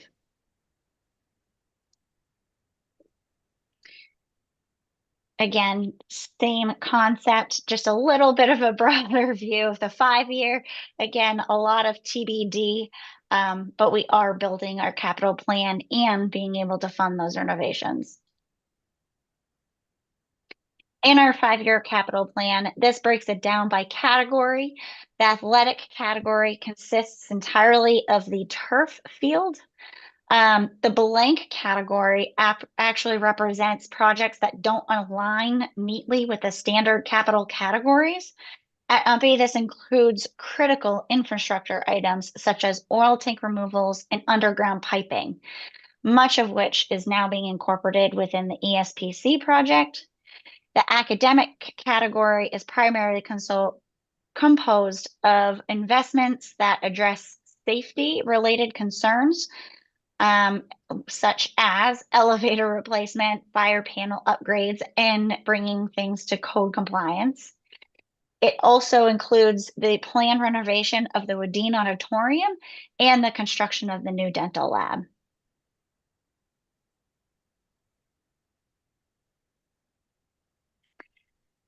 UMPI closed fiscal year 25 with a strategic investment into capital reserves and plans to continue this practice at the close of each fiscal year that we have surplus. This approach is reflected in our commitment to the priorities and principles we've consistently communicated during the budget development process over the past couple of years. With this capital plan, UMPI is projected to exceed both the annual stewardship and life cycle investment targets beginning in fiscal year 25. This shift marks a more strategic and sustainable approach to capital planning, one that is directly informed by asset condition data and focused on long-term value preservation for campus infrastructure.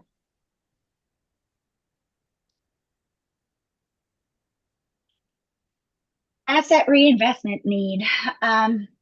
Today, UMPI faces over $59 million in total capital need, with a third classified as past due. Our plan addresses the most urgent risks first, while mapping out modernization and infrastructure improvements over the next decade to systematically reduce this backlog.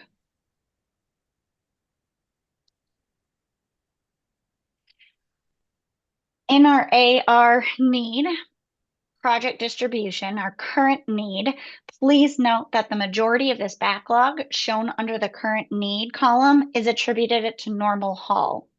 This fiscal year, UMPI will be conducting a third-party facilities assessment to evaluate the building's future. The assessment will include a cost-benefit analysis that weighs the risks, costs, and potential value of reinvestment versus demolition. Given the critical importance of usable space to UMPI's mission and growth, this analysis will inform a data-driven decision on whether to reinvest in restoring the facility or pursuing alternative options.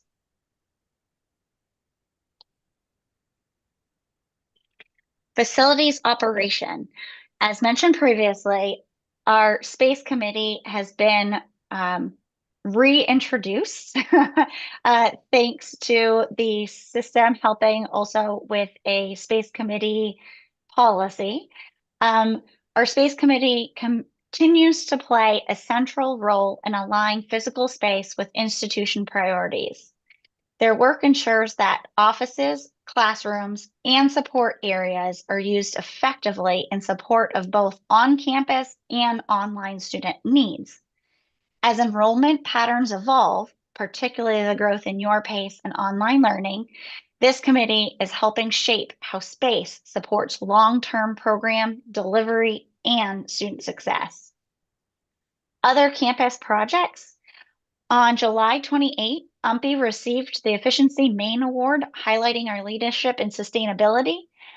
As part of this recognition, we're partnering with Joule to install 2 level 3 fast charging EV stations, supported by battery energy storage infrastructure.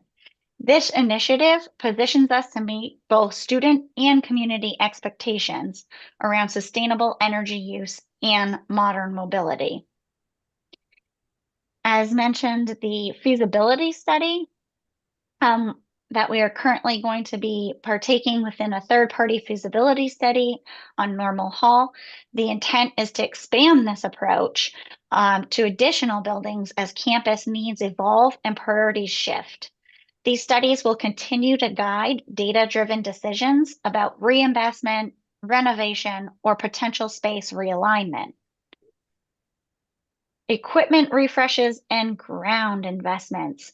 Maintaining a safe and operational campus requires continual reinvestment in our equipment. This recent refresh includes essential ground equipment such as payloaders, tractors, snow plows, which are critical for our northern Maine climate. We've also were able to acquire a facilities truck for the plowing and 2 motor pool vehicles as well. Workforce and facilities management. One of our persistent challenges and areas of focus is in recruiting and retaining qualified trades personnel. In response, we've expanded our reliance on all on-call service contracts, which allows us to maintain service levels while navigating skilled labor shortages. This approach ensures we can deliver responsive maintenance while also preserving core staffing resources. We will see this financial representation on the next slide.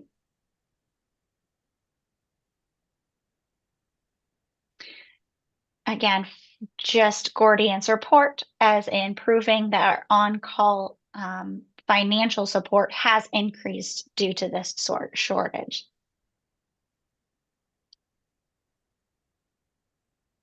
In review, or to summarize this presentation, UMPI's $40.8 million 5-year capital plan prioritizes modernization, and 76% of funding focuses on HAVAC electrical and plumbing upgrades.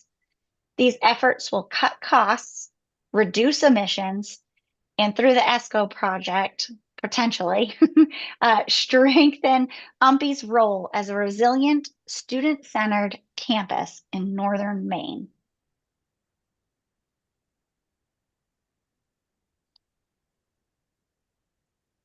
Any questions?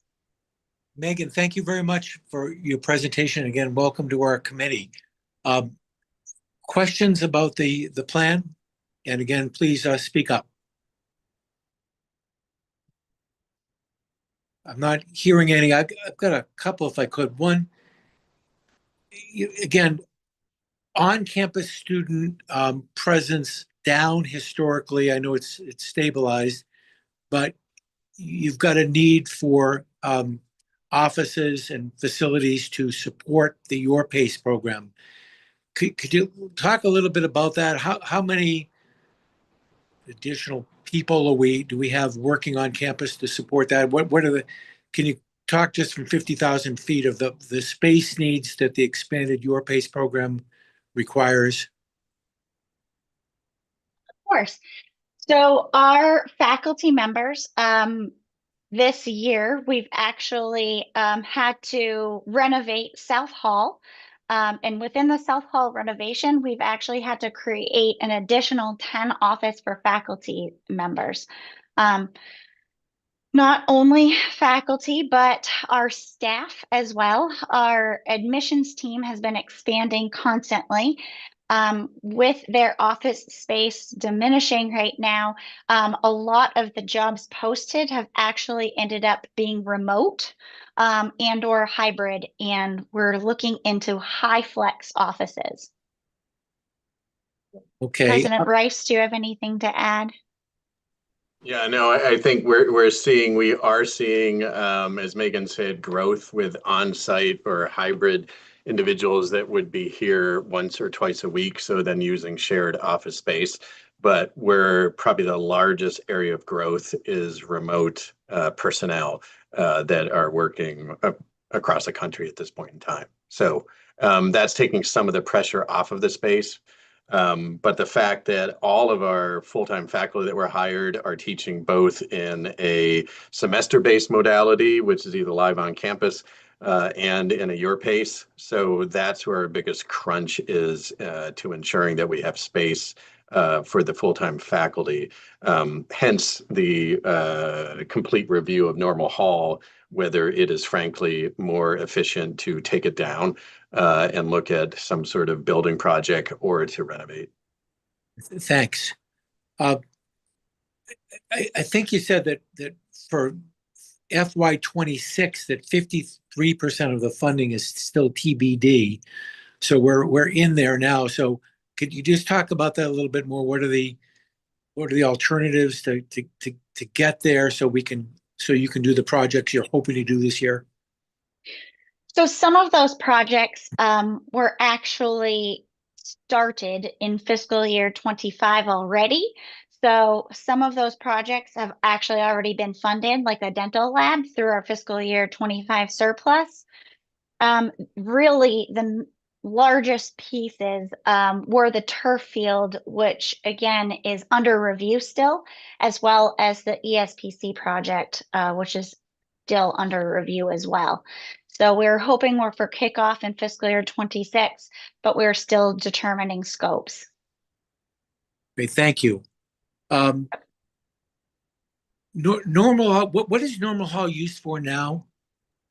If I could. Normal Hall. Oh, go ahead, Sorry. Megan. Sorry. Normal Hall is actually vacant right now. We have a couple of temporary employees within there, but it is not up to code. And so we are shifting everybody out and doing a full review of the building. It used to be offices beforehand in classrooms. Okay, thank you very much. Other questions from the committee? Speak up if you have them, please. Seeing none, thanks very much for your presentation. We'll look forward to discussing this as the year goes forward. And thank you for having us. You bet. Why don't we move on now to the University of Maine at Farmington? And I believe that President McDonald is with us. Good morning, sir. Good morning.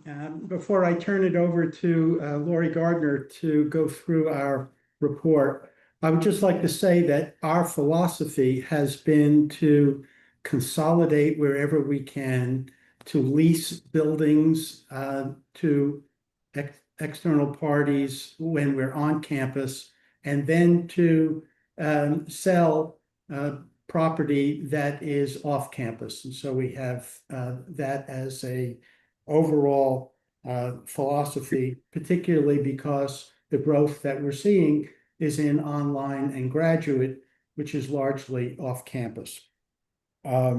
We are keeping one residence hall vacant this year, and we are just completed a study to determine whether we should turn one of our residence halls into different kind of housing. At the same time, we have seen a increase in our housing for students.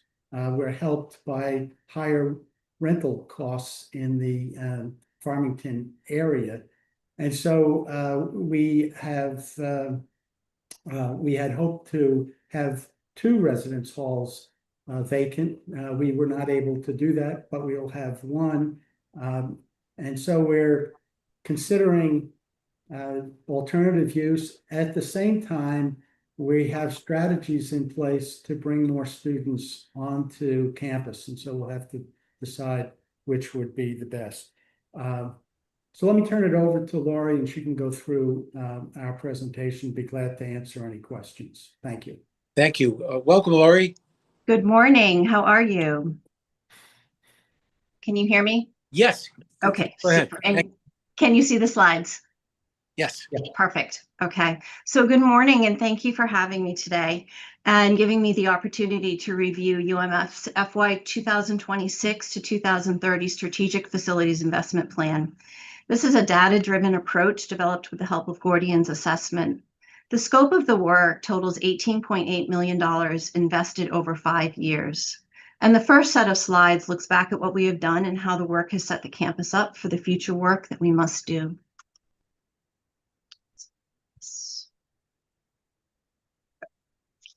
So within the Gordian data, UMF is a peer leader in space under 10 years old. Our renewals of infrastructure have had a positive impact on capital risk projections, and we will utilize the master planning process to help guide decisions for space needs as the campus density changes. FY24 marked the largest capital investment in a decade with the ESCO investment. Projects associated with this investment have reset building systems, our NAV has increased, and our renovations have improved facilities conditions. UMF continues to operate efficiently despite constrained resources. The biomass plant and the addition of the second biomass boiler through the ESCO project has resulted in savings. When adjusted for inflation, we're spending less than peers. Looking at trends for the period of 2019 to 2024, space has remained constant. Student FTEs have declined during the pandemic, but are now stabilizing. During this time, we've taken the opportunity to renovate plumbing infrastructure in 2 residence halls, lease approximately 5,000 gross square feet, and renovate a call center into a daycare that's used as a learning lab for our early education program. Our enrollment declines mirrors peer institutions, but recent stabilization suggests potential recovery. Renovations through the ESCO project reduced renovation age by 16 years across the campus. We've been able to reset systems and extend building life cycles and reduce risk categories. As Megan indicated, Gordian's definition of a major renovation is investments of 50% plus of building replacement value, addressing mechanical systems and improvements to interiors and exteriors. You can see from this chart that FY24 marks the highest capital expenditure in a decade, driven by primarily the ESCO project. Investment categories include 73% into existing space, 14% in new space, 4% in infrastructure, and 9% in non-facilities. The increased capital spending raised the net asset value while lowering our backlog. UMF has achieved a 50% reduction in utility expenses post-plant upgrades. As you can see, our costs are well below peer in UMS averages. Savings are mainly from reduced fossil fuel dependency and improved efficiency. We turn to the capital plan overview for FY26 to FY30. The total investment is $18.8 million over the 5-year plan. And you will note that it peaks in FY29. Included in these projects are athletic facilities, renovations, building envelopes, building systems, safety codes, space renewal, and other items. Funding sources are from state appropriations, E&G, auxiliary, and grants and donations. A number of these sources are still TBD. And just note that once our master plan is complete, these priorities may shift as we evolve. For the FY26 current capital plan, we're totaling a $2.2 million investment. 58% is dedicated to renovations or critical building improvements. And we have about just over $1 million in residence hall upgrades. What this is, it's finishing the Mallet Hall renovation and paying the bills for the hall that we are just opening based on that state bond. We've got academic facilities plus infrastructure investments that we're looking at as well. Some of these are still TBD. We have about 3,500 gross square feet offline pending a CDS award, and approximately 5,000 gross square feet are currently rented. Looking at our 5-year investment by facility type, investments are made across, again, athletics, academics, residence halls, and student life. Note on this that the academic facilities represent the largest single category. This work is still TBD, as we will incorporate, again, work from the master plan to help identify projects. These projects that we do fund will address building systems and envelopes. For example, we've got plumbing that we need to address in Lockwood Hall, and we've got roofing projects that we need to address. We're looking at projected capital investments through FY30. Again, we peaked in FY24, and then we will taper off towards FY30. We are committed to annual stewardship and sustainable reinvestment. Our goals are increasing net asset value. Currently, we sit at 60%. We're lowering risk profile through preventative work. We're preventing backlog growth via timely system replacements, and we're aligning investments with institutional mission. This investment of $18.8 million over 5 years identifies strategic growth of space by enhancing facilities while maintaining efficient space utilization. Our facility enhancements include modern, energy-efficient space supporting academics, athletics, and housing, continuing to monitor sustainability impact by reducing costs and lowering carbon footprint. And our strategic investments not only help the campus, but the larger community as well, as we continue to be an anchor in the greater Farmington community.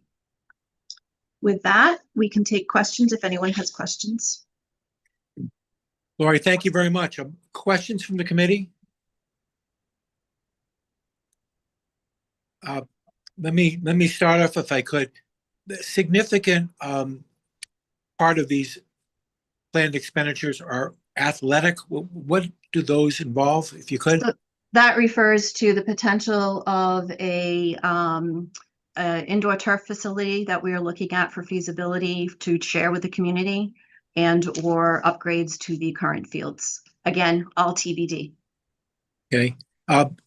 You mentioned on a couple of occasions potential alternative uses of campus buildings for, I assume, non-academic related. Sure. Without getting into too much detail, could you just give us an overview of what you mean by that? Sure. Renting of additional space and looking at a relationship with the local school district to do some housing for international students. Their international students.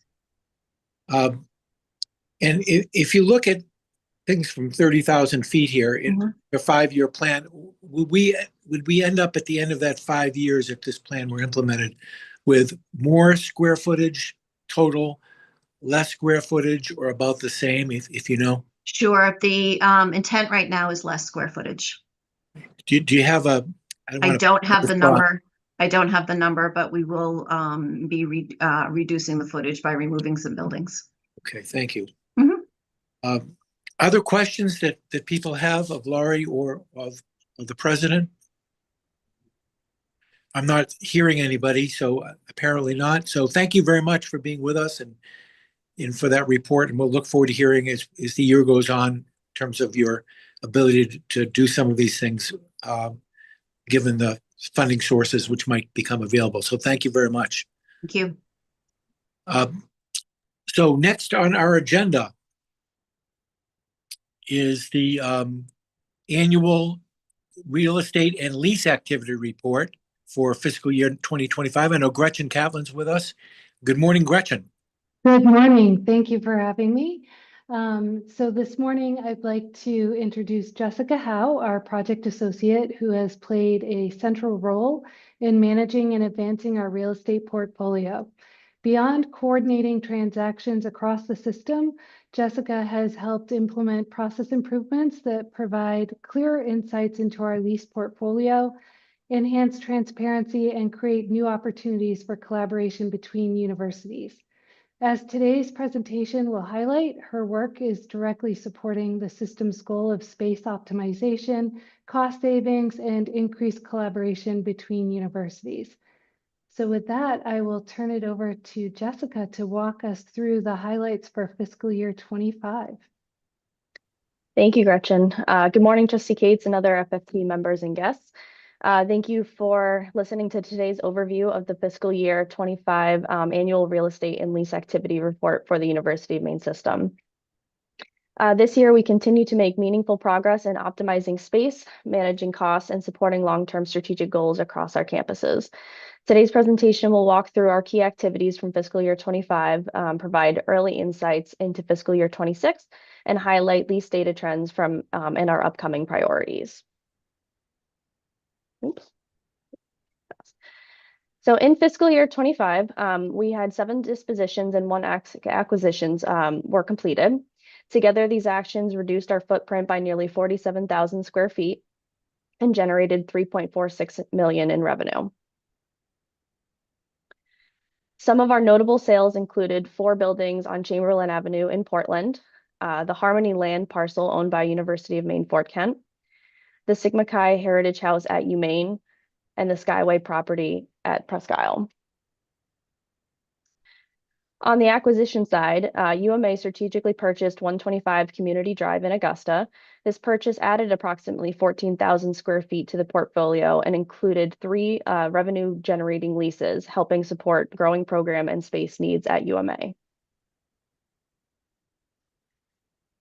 So far in FY26, we've already closed on an easement in Orono, a land donation to UMaine, a land sale at USM, and these were brought for committee approval in fiscal year 25 as required.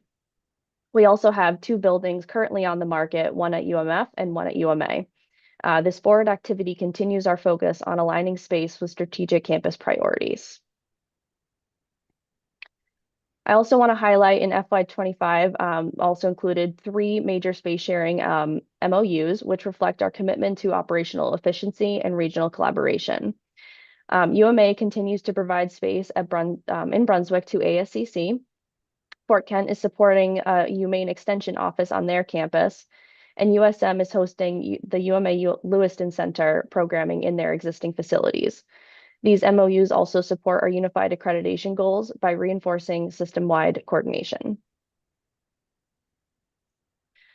Shifting our focus now to leases, as of the close of fiscal year 25, we held 58 leases as the lessor, totaling just under 78,000 square feet and earning about $600,000 in revenue. And we held 52 leases as the lessee, totaling over 373,000 square feet and costing approximately $4.5 million. As you can see, UMaine is the most active campus in both roles. UMaine is both a major provider of leased space to others and also a major tenant in off-campus properties. USM also plays a significant role, particularly as lessor, driving a strong portion of the system's lease revenue, primarily through cell tower agreements. Other campuses like UMA, Presque Isle, and Fort Kent have smaller but strategically important lease footprints, often supporting regional program delivery or specialized operations. What's important to note is that this distribution reflects each campus' unique operational needs and opportunities. It's one of the metrics that we'll continue to track to make sure our leasing strategy is aligned with cost efficiency and the academic missions. So again, as the lessor, our top revenue-generating campuses were USM, UMaine, and UMaine Machias. And as the lessee, the cost picture is led by the system office, University of Maine Augusta, and UMaine. To add a little more detail from that last slide, USM leads in annual revenue, contributing over $313,000 from just over 7,000 square feet. That's a high value per square footage, largely driven by strategic high demand locations. UMaine comes next with the largest amount of space leased out, which is nearly 49,000 square feet, but at a lower average rate, generating about $146,000 annually. Machias also plays a meaningful role with about $57,000 in annual revenue from just over 5,500 square feet.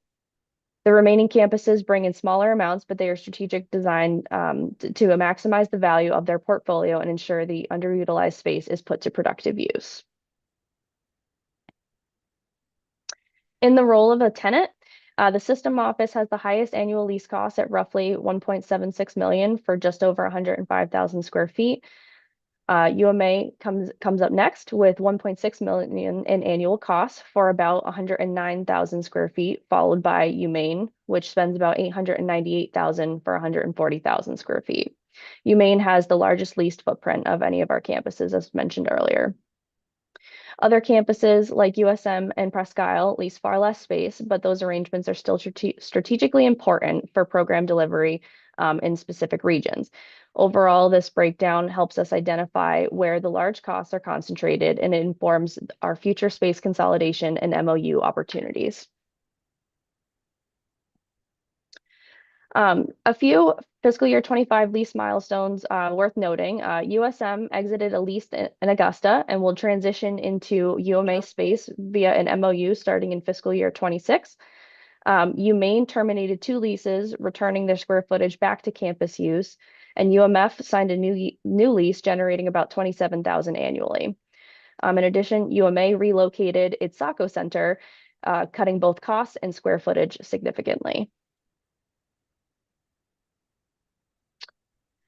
To better support coordination, we have launched a zip code level interactive lease map on our My Campus General Services portal. This gives the campuses visibility into nearby leases and MOUs and supports the shared use decision making before new space is pursued. We continue to see lease clustering in key population centers such as Portland and Bangor. Essentially, if you are to hover over one of the pins on the map, it'll give you more details of what the lease is, where it's located, and also how much square feet the campus is leasing in this location. Of our 4 stated goals for fiscal year 25, 3 were completed, including the lease map, quarterly strategy meetings, and system-wide space collaboration. The 4th, developing a utility cost tracker in Power BI, is in progress. Looking ahead, our top priority for fiscal year 26 is to launch a full Power BI dashboard to track utility costs for all properties where we are the lessee. This will enhance our financial oversight and support future decision making. In summary, fiscal year 25 was a very productive year. We reduced footprint, generated significant revenue, and made strategic decisions that balance costs with programmatic growth. As we move into fiscal year 26, our focus remains on collaboration, cost efficiency, and informed planning, helping ensure our facilities and real estate support the evolving mission of the University Main System. Thank you so much, and I'm happy to take any questions. Thank you, Jess. Questions for Jess about this report? Please speak up if you have them.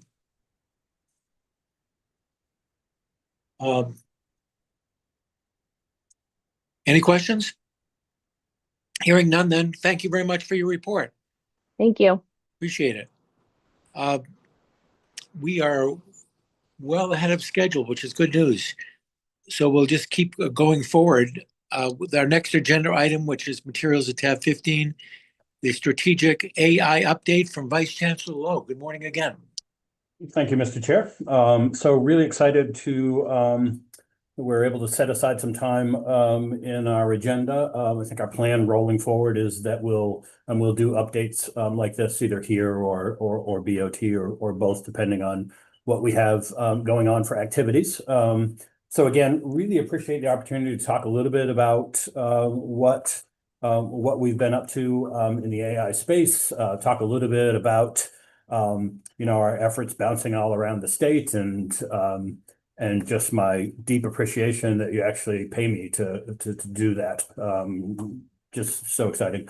So I'm going to say high level today. As I said, in September, we're going to be back in front of the board presenting the report of the AI task force that the chair set up last year.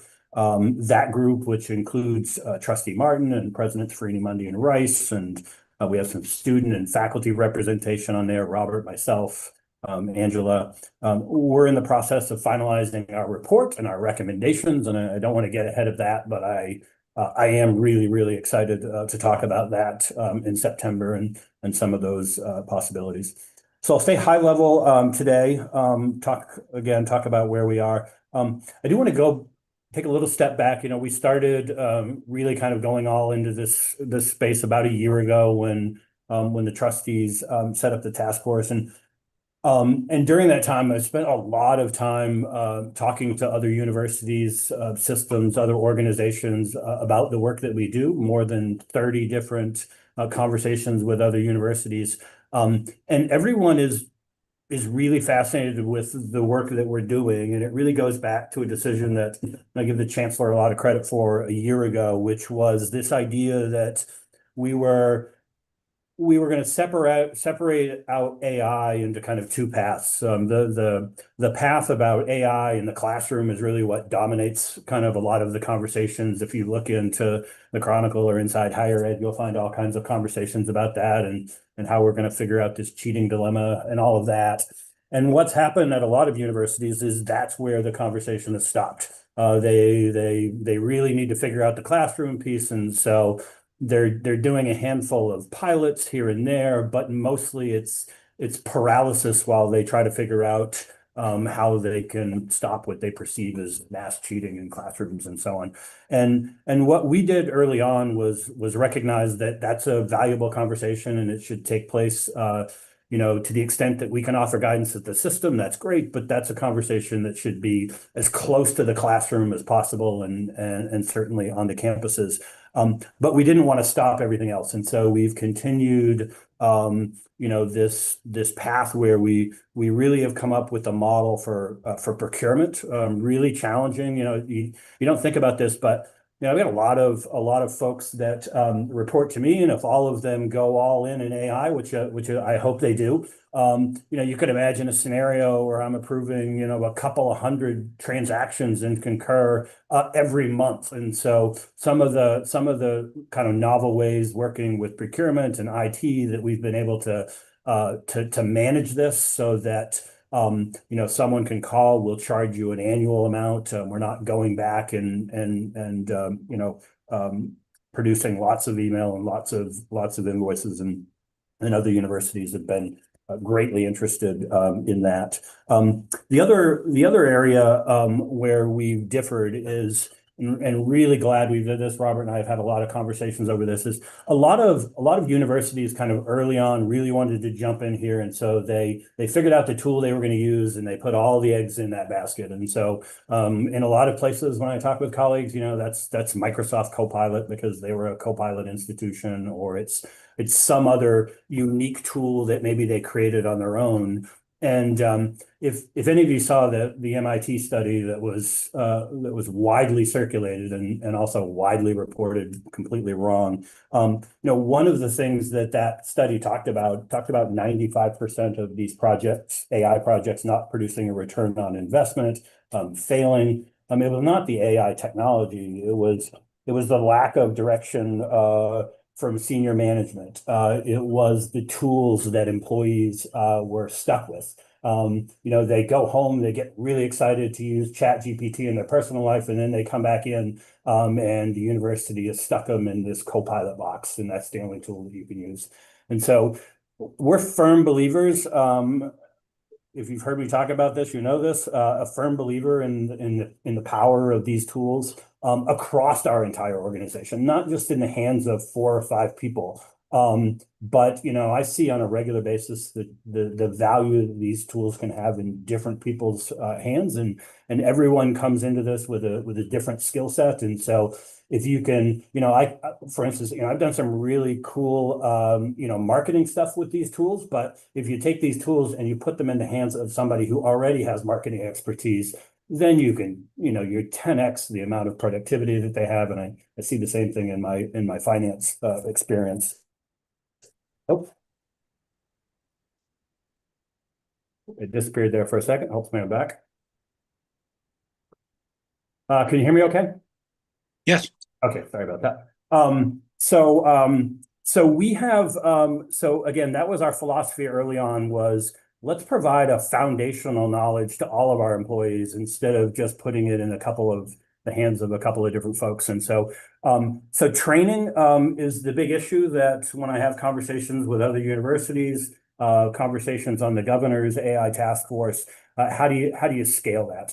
And so I want to talk a little bit about where we've been successful there. Worked with Seth at the folks at the Main Center, and last winter, we stood up a 6-week certificate course. We had a cohort of about 30 people in there. Really, really fun, really enjoyed it. And it was kind of a great way to test, what kind of excitement was out there. This summer, we turned those into short kind of 90-minute lunch sessions. We did 6 of those this summer in July and August. Incredibly successful. We started off with about 80 or 90 people in those first sessions. We had 200 people who signed up to hear us talk about agents, including several people I recognize right here, and all ended up with more than 800 total registrations for that summer kind of lunchtime series. So our plan is to continue that model, rolling it forward. The great thing about Zoom is it helps us with the scale problem. If 30 people show up, that's great. If 3,000 people show up, that's cool too. So we're going to continue to offer these on a rotating basis. We'll offer another set in the fall.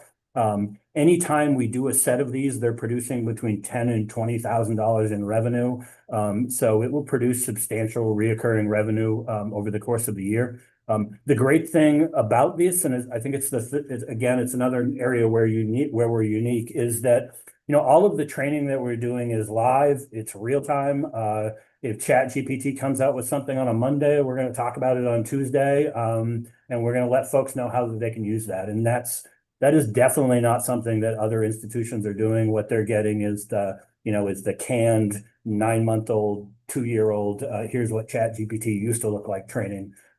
So we're gonna keep that model up. We're gonna look for other opportunities. We have another number of small businesses. We're working with Seth and the Main Center again, who are interested in leveraging some of that training. So can they hop on some of our Zooms and take advantage of that versus standing up something on their own? So again, might be opportunities there to generate some additional revenue. So I'll talk much more specific when we come to you in September about the recommendations from our task force and where we see things going, and a little bit more about policy. But I'll stop right there and see if there are any questions. Thanks, Ryan. Questions for Ryan? Please speak up if you have any. I think Ryan actually misstated something. He said that he feels lucky he gets paid for doing this. I think that the truth is he would pay us to do it because he's so excited about these things, and he really is. And having sat in on a few of those sessions myself this summer, it's great, and I encourage everybody to do it if you haven't yet. I think one of the challenges is knowing how to ask a good question of Ryan. He's like his own AI machine, kind of like real AI. You have to come up with the right question to have it be helpful. I don't even know what to ask you, Ryan. Like, I want to come up with a smart question because I know I don't know most things.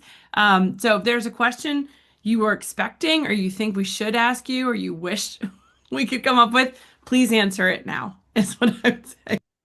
Well, again, I'll just put in the plug for September. We've really excited with the folks that have been on the task force. Again, Ray, Joan, Kelly, every task force we have, we spend the first 30 minutes of it just nerding out as a group about all of the changes and just the rapid nature of this.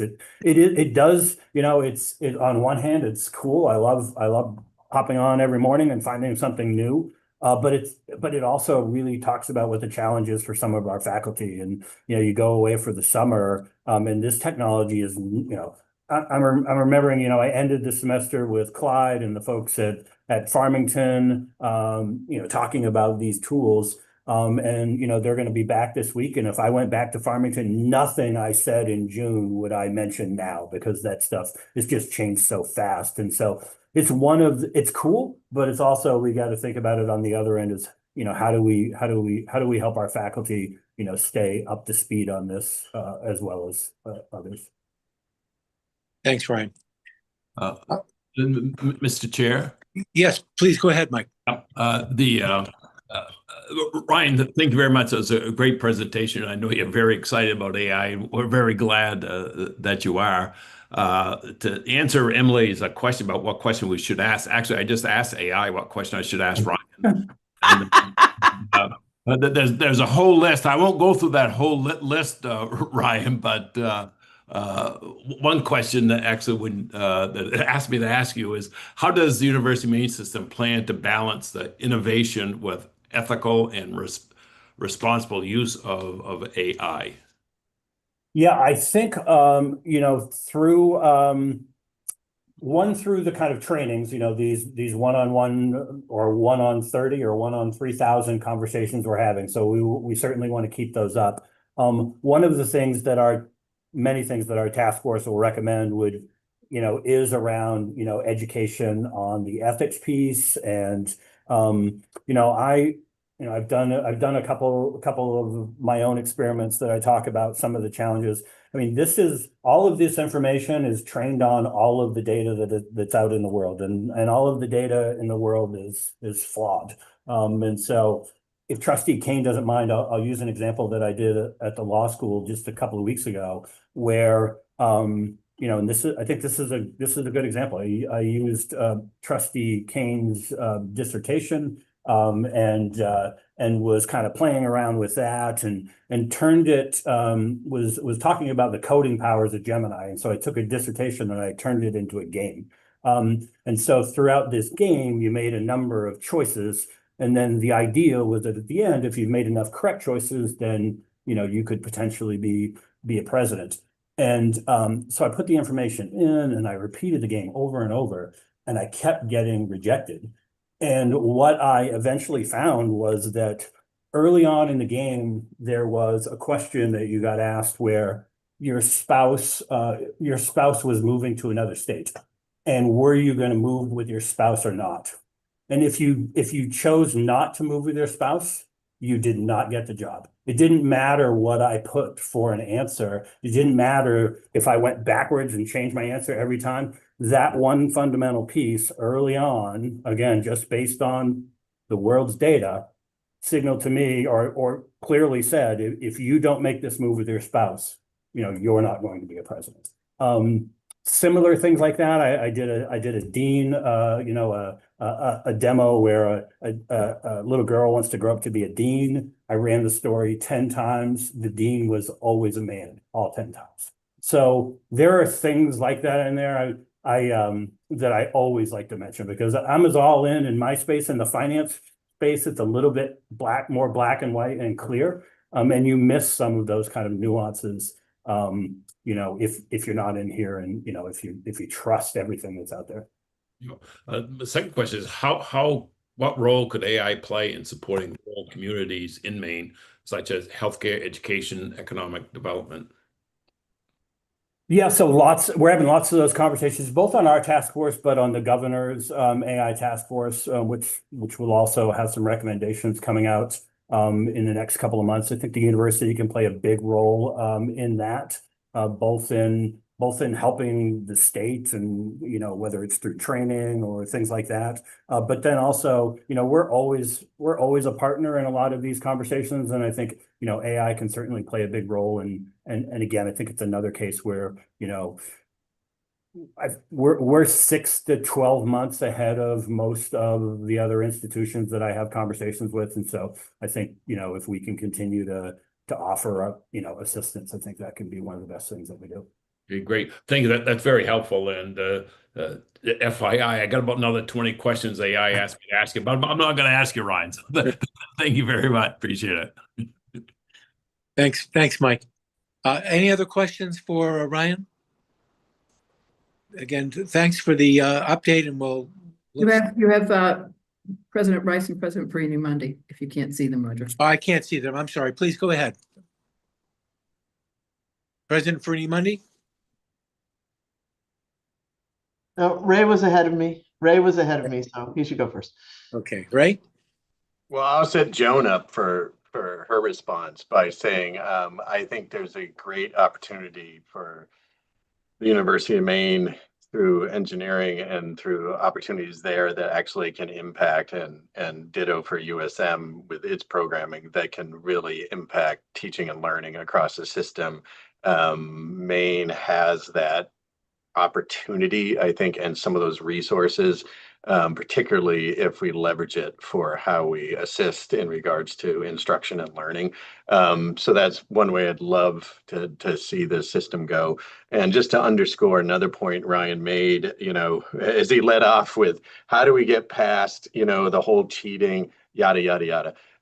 You know, I just had a meeting, a campus welcome back, and I made that point again, that we are past it, right? Or our students are past it, even if the faculty aren't past that. So I think, you know, that's one of the issues of how we pivot AI to ethical and efficacious use, realizing that it is ubiquitous. And the more we can ensure that there is a level playing field for all users of it, that are both students and employees in all aspects of their lives. I love Ryan's point that, you know, you can use an advanced version of an AI tool at home and you're locked out of using it at work. And that becomes an absolute point of frustration immediately. But the more we can pivot to that situation within the system, the more successful we'll be with preparing our graduates for life after and during higher education. Thank you. President Fernie-Mundy. Yeah, I just want to add a couple of things. First of all, I know you all know it, but I do need to say here how amazing Ryan is in this space. I took the course, I'm on the committee, I get occasional texts and emails from him. He's a natural educator, and it's fantastic to have him in this role. I also have to say that as I'm experimenting myself personally and professionally with AI, it's extraordinarily exciting. If you haven't been doing some things just to dabble in it every day, I urge you to, because it's engaging and it's exciting, and it requires a level of creativity and critical thinking and ingenuity that I think people don't often attribute to it, because if you don't get those prompts right, if you don't set the questions up properly, you don't get anything that's very useful. So great opportunity for learning. And I agree with President Rice. There is so much potential for this system to lead. We already are, but to lead in teaching and learning and in research. I'm running into faculty here who are using these tools in their basic research in brand new ways. We're trying to get a catalog of that too. So it's transformative, and it's exciting to be a part of it. Thank you. Thanks very much. Any other comments or questions? I'm not seeing any, so Ryan, we'll look forward to the next update. Next on the agenda, or maybe last on the agenda, in an effort to keep our 100% score with the strategic plan in terms of following up at our meetings on parts of it, and I think we're the only committee to have that 100%. It's now time for the strategic plan tracking update, and I know Gretchen is going to lead us through this discussion. Gretchen. Thank you, Trustee Cates. I do have a brief update today, and as you've heard throughout all of the presentations today, all of these really tie nicely back to the strategic plan. Most notably, effective infrastructure portfolio goal 1.1. So today, I want to focus on the system-wide master planning process that we're working on. This will be the first comprehensive plan that we've undertaken in nearly 10 years. A master plan, so you may be wondering, what is a master plan? It is essentially a long-term roadmap for campus facilities, helping us to determine which buildings should be renovated, repurposed, constructed, or removed based on enrollment trends, academic priorities, and financial capacity. So as you heard, I think Lori noted it in her presentation about looking at the working towards that master plan, to really use that to help inform our strategy for leasing, as well as our real estate portfolio. So our goal is to put together the master plan, put it out for public bid in September. And that will position us to align campus capital plans as well as demolition strategies, et cetera, into one coordinated vision. By doing this, we ensure smarter investments, improved cost savings, increased sustainability, and stronger support for unified accreditation. As we plan for this, we'll look forward to coming back to the FFT committee to share updates with you and how this impacts each campus's priorities. Thanks, Gretchen. Questions? Gretchen, could you just expand on the bit? So the product that's going to come out of this is going to be a plan which takes a look at each individual campus and tells us what about each individual campus? Great question. So each individual campus will work on their master plan. And so with that, it will focus on help inform them on their campus portfolio. So from a facility perspective, some campuses have already undertaken some of this effort, such as a housing study, et cetera. This is a more broad perspective to look at enrollment using data to inform the plan. So we'll provide data such as enrollment trends, programming activities, et cetera. Does that answer your question? Yeah, pretty much. But you're saying that each campus will have its own, obviously, input and decision making, but that this will use the same way of looking at the problem, the same way of analyzing the data, will be consistent campus to campus? Yes, that is the goal. So that when we present to you, we'll have a baseline. Every campus will use the same data to inform their plans, but their data is specific to their campus. Right. No, that's great. What's the rough timeline for getting there? So the goal is to put it out for public bid in September for these services. And then we'll have to work with each campus to determine funding, et cetera, because this will have a budget impact as well. So we'll keep you updated. We'll keep the strategic plan updated as we progress with this process. Excellent. Thank you very much. Other questions that people may have about this? Thank you. And does this complete this agenda item? It does. Have we met our goal of talking about what we need to talk about today to keep our 100% score? Yes.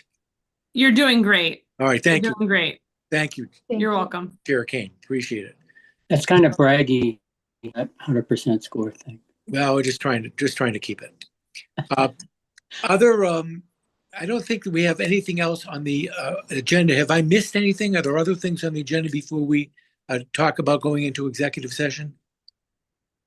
I'm not hearing anything. So thank you all. We're going to have a vote to go into executive session. When we come back, if we do come back, there will be no further public action taken at this meeting. So thank all of you who have joined us this morning for this part of the session.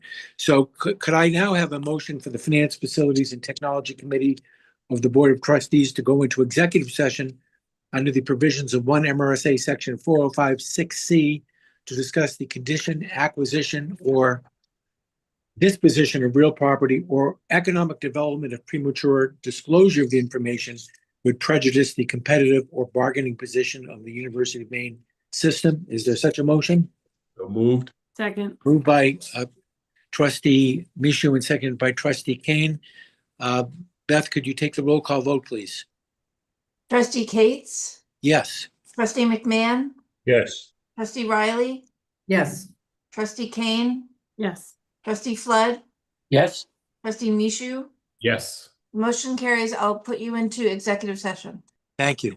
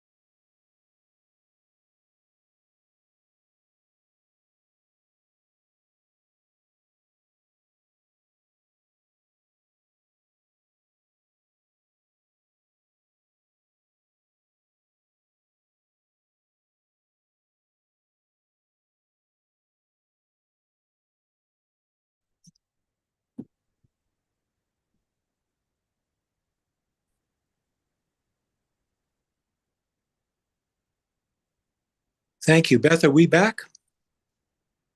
Yes, we're back. Thank you. Okay, well, thank you all very much. I'll declare this meeting adjourned and everybody have a wonderful day.